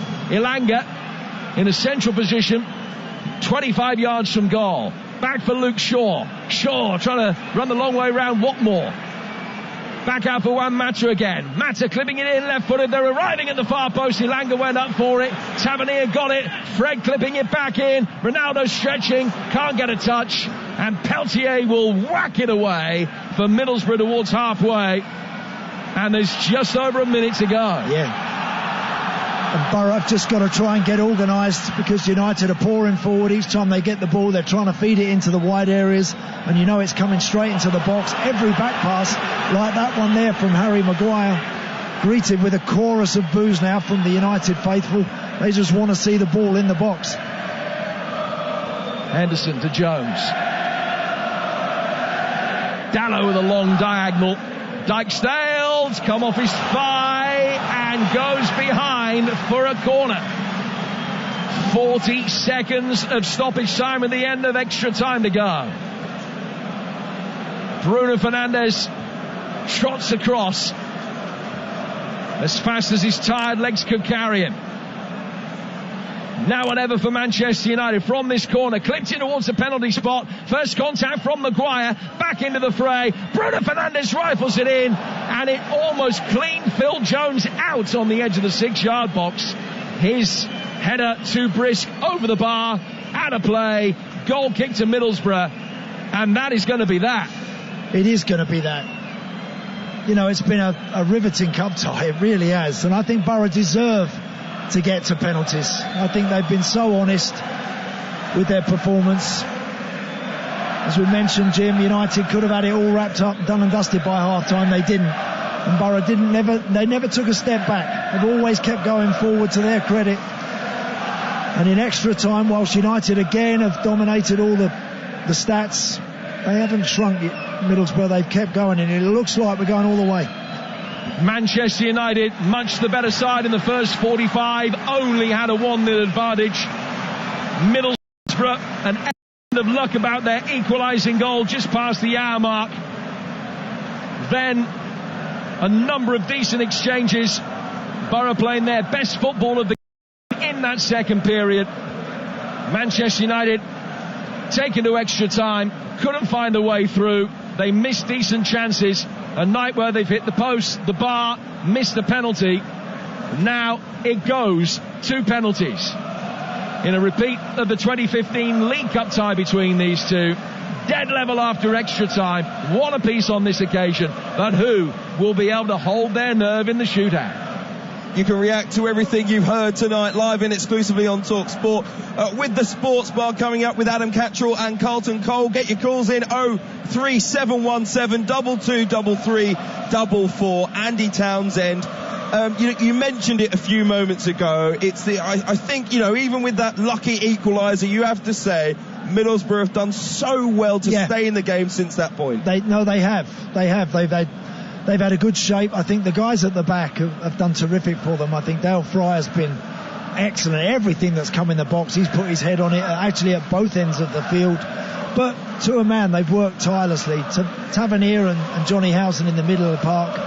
exceptional performances from them. So I think they deserve to get to penalties. They really do. And all the pressure, Hugh, in this scenario is on the home team. You've got to say, fantastic, barely an empty seat in the house. The Middlesbrough fans, of course, not going anywhere. No. It has been another special FA Cup tie. What does it mean, though, for Manchester United's season if they don't come through this? Well, look, this is a big moment for them. It really is, because we spoke before the game about the fact that Ralph Rangnick's record has been decent without convincing everybody, without really getting everybody believing in it.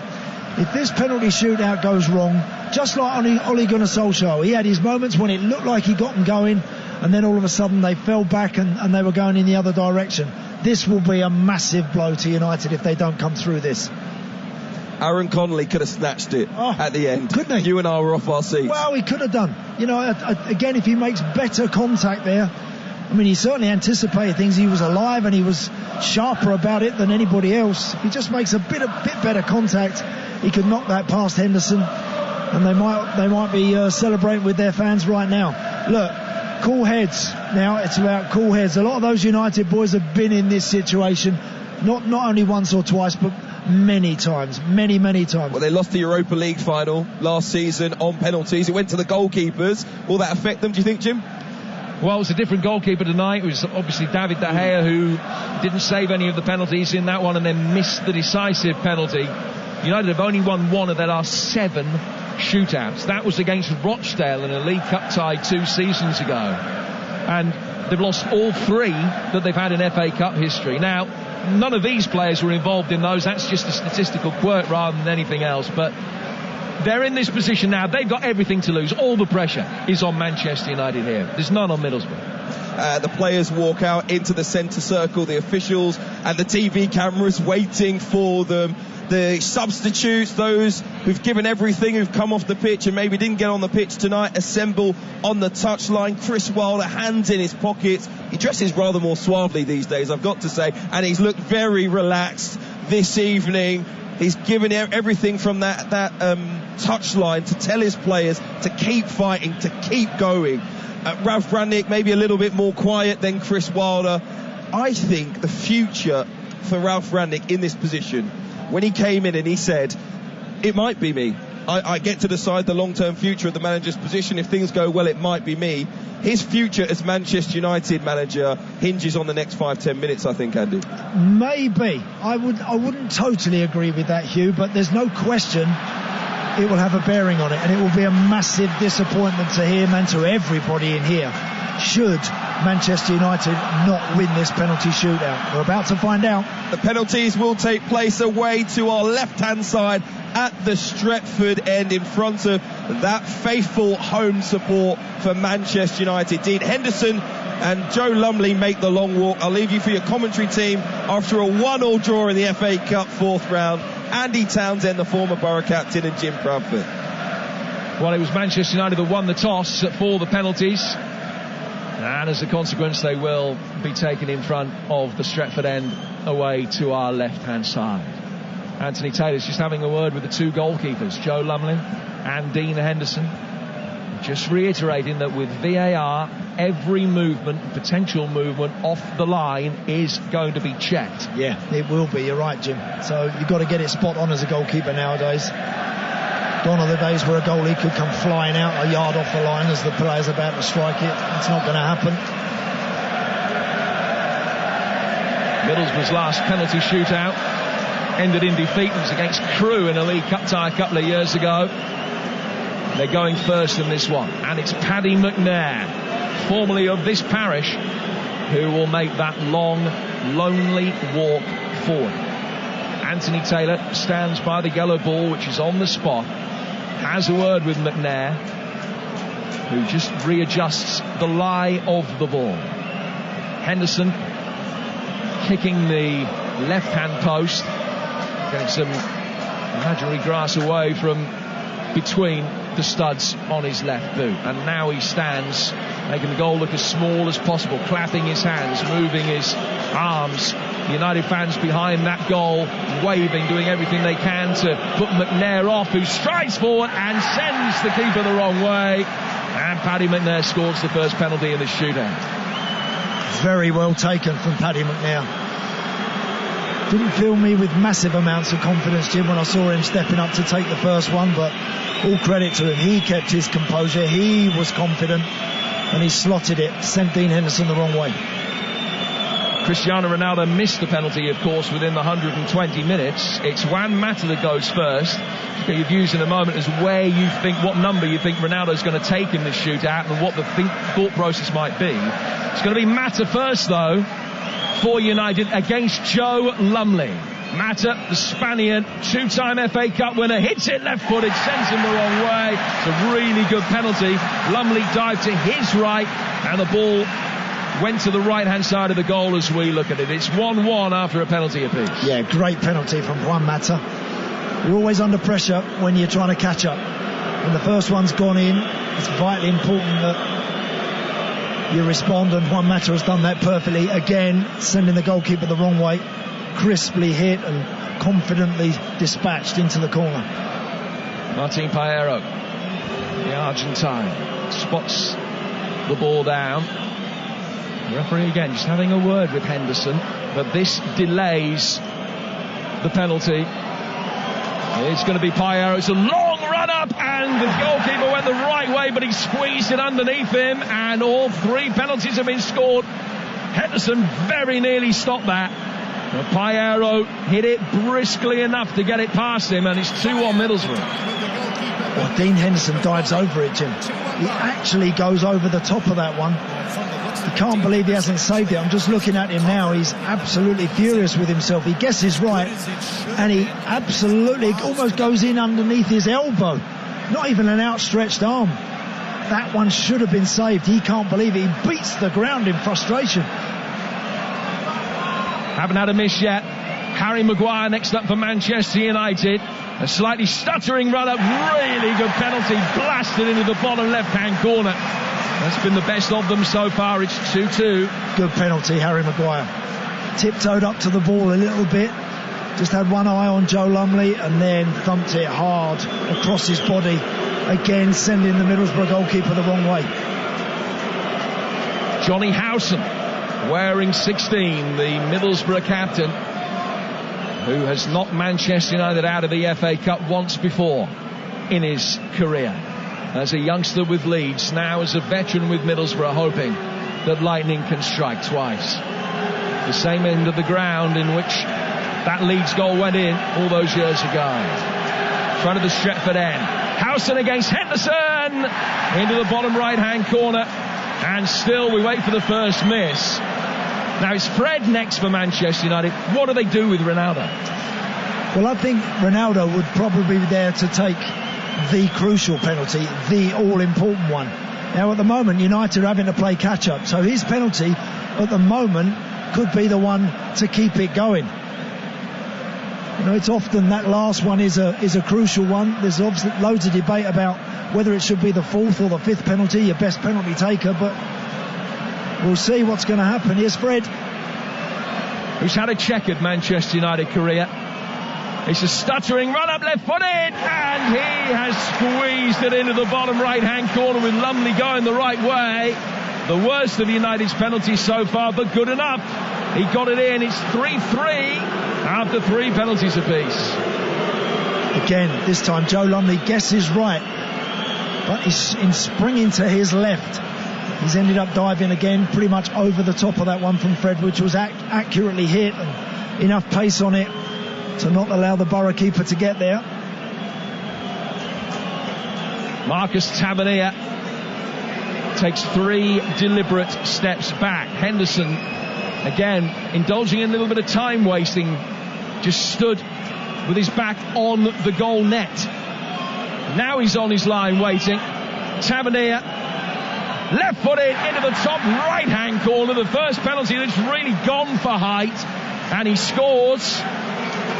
And so here is Cristiano Ronaldo on the eve of his 37th birthday, on the night when he has already missed from the penalty spot. 20 minutes into the game, at the other end of the ground, he sent a low penalty wide of the left-hand post as we look at him. Will he go the same way this time? It's a straight run-up from Ronaldo. All kidology, of course. Mind games between him and the goalkeeper. Will he go the same way? Will the keeper go the same way? It's Ronaldo! That's what he wished he'd done about an hour and a half ago as he blasts it into the inside side netting. It's 4-4 and we are effectively now in sudden death. Here's Sol Bamba. Yeah, Sol Bamba's making the long walk up. But what a pressure penalty that was for Ronaldo, because if that one got missed, then Sol Bamba had it within his powers to clinch the tie for Middlesbrough. As it is, this is now sudden death territory. Sol Bamba, I don't think he's touched the ball since he's come on. This will be the first time I think he's kicked it. Marcus Rashford will know what's going through his mind from that perspective. Bamba, hands on hips, inside the penalty area. The 37-year-old, a veteran that's seen so much in his career, but not too many single kicks of the ball with this amount of pressure on them. It is Bamba! Off the inside of the post maybe, but in. And it's a good penalty. Really snatched at it, and it did look as though it might be going wide, but it's still advantage Middlesbrough. 9 penalties taken between the two teams, and they've all gone in. So here's Bruno Fernandes. So Bruno Fernandes, you know, when Sol Bamba was standing there about to strike that, I've got to be honest, I wasn't confident.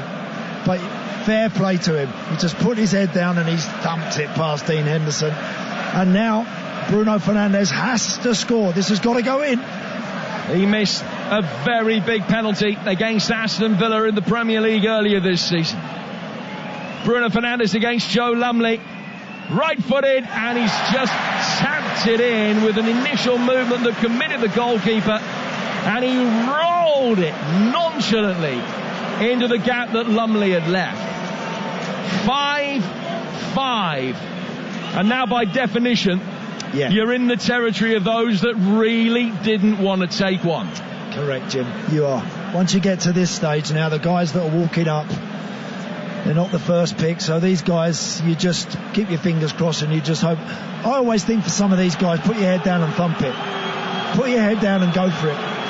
Duncan Watmore it is who's got this penalty for Middlesbrough.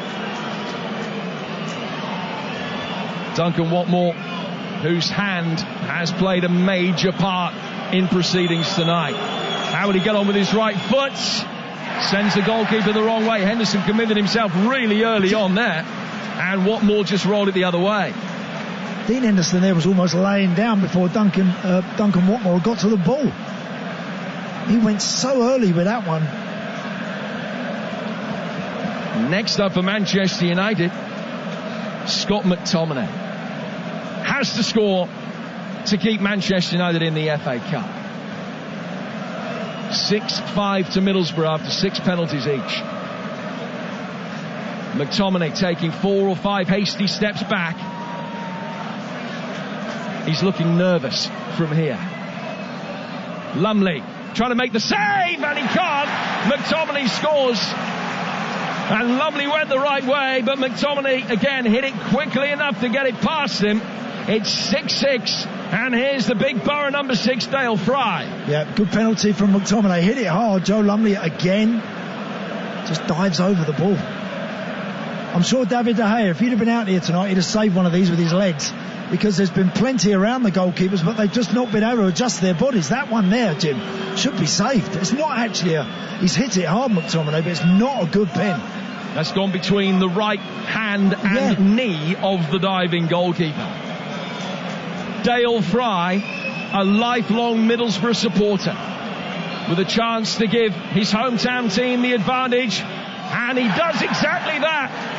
Again, sending Henderson the wrong way. 7-6. 13 successful penalties in a row. Diogo Dalot will try and extend that streak to 14 to keep United in the cup. Rania could be out there in a minute, stepping up to take one the way we're going. It's like incredible.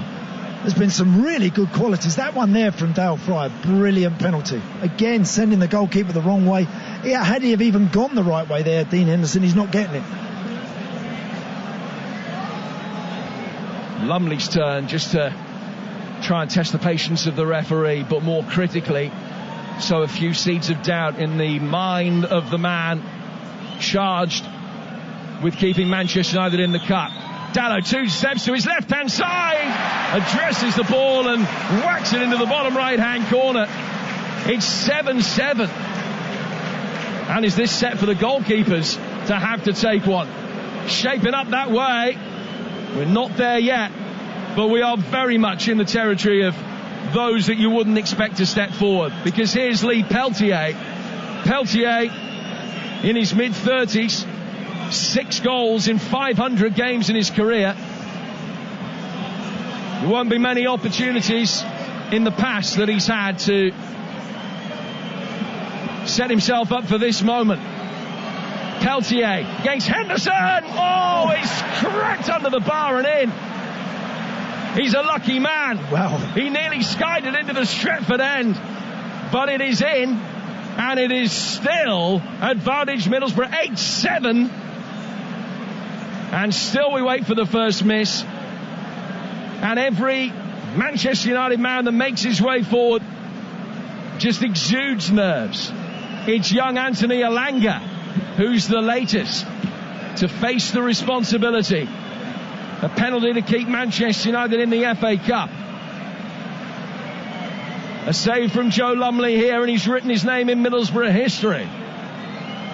It's Elanga against Lumley. Oh, he's missed it! Over the bar! Anthony Elanga, the villain! And Middlesbrough have knocked Manchester United out of the FA Cup! Chaotic scenes away to our right-hand side. 9,000 Middlesbrough supporters are in ecstasy. The Smoggies have beaten Manchester United in the cup on penalties again. This time it's the FA Cup. Manchester United fans leave forlorn expressions on the faces of their players. Anthony Elanga in tears. Lumley has sprinted down from one end of the pitch to the other to take his place in the celebrations with those Middlesbrough players in front of the Borough supporters. It's delight for Chris Wilder and Middlesbrough, but it's frustration and heartache for Manchester United, for Anthony Elanga, who's unconsolable. But for United, is that the moment that means it's going to be a 5th successive trophyless season? Surely it's all on the Champions League for them now, and it could well be 5 years without silverware here at Old Trafford for the first time in more than 30 years. Middlesbrough hung in there in a dramatic cup tie.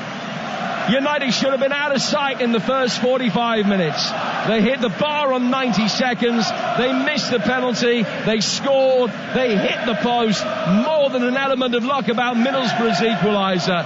But they kept their nerve. They kept their resolve. They hung in there when it mattered most. And all of their penalties found the target. Anthony Elanga's still hasn't come down yet. So Middlesbrough fans, you can hear a famous night for the Teessiders. It has finished. Manchester United 1, Middlesbrough 1. Middlesbrough win 8-7 on penalties. And that's why it's the greatest cup competition in the world. It could be Wembley, it could be the final. Those Middlesbrough fans, you can't tell the difference. Over 9,000 of them in absolute raptures when that penalty went into rows end of the Stretford end from Anthony Elanga. All of them waiting, cheering, applauding, scarves in the air. They can believe it. They believed in this side tonight. They believe in Chris Wilder. They believe in this team. And you saw it in that second half. You saw it in extra time. And it is Middlesbrough who go marching on, Andy Townsend. Indeed they do, Hugh. I said at the start of the night, I said that they would come here and they would play on the front foot, that they would not sit back. We see Premier League teams come in here and sit and getting everyone back behind the ball and just trying to hang in there. Middlesbrough never did that. They didn't create much in the first half. They had that spell in the second half. They got a lot of good fortune. There's going to be a lot said about that goal, that they got them back in the tie.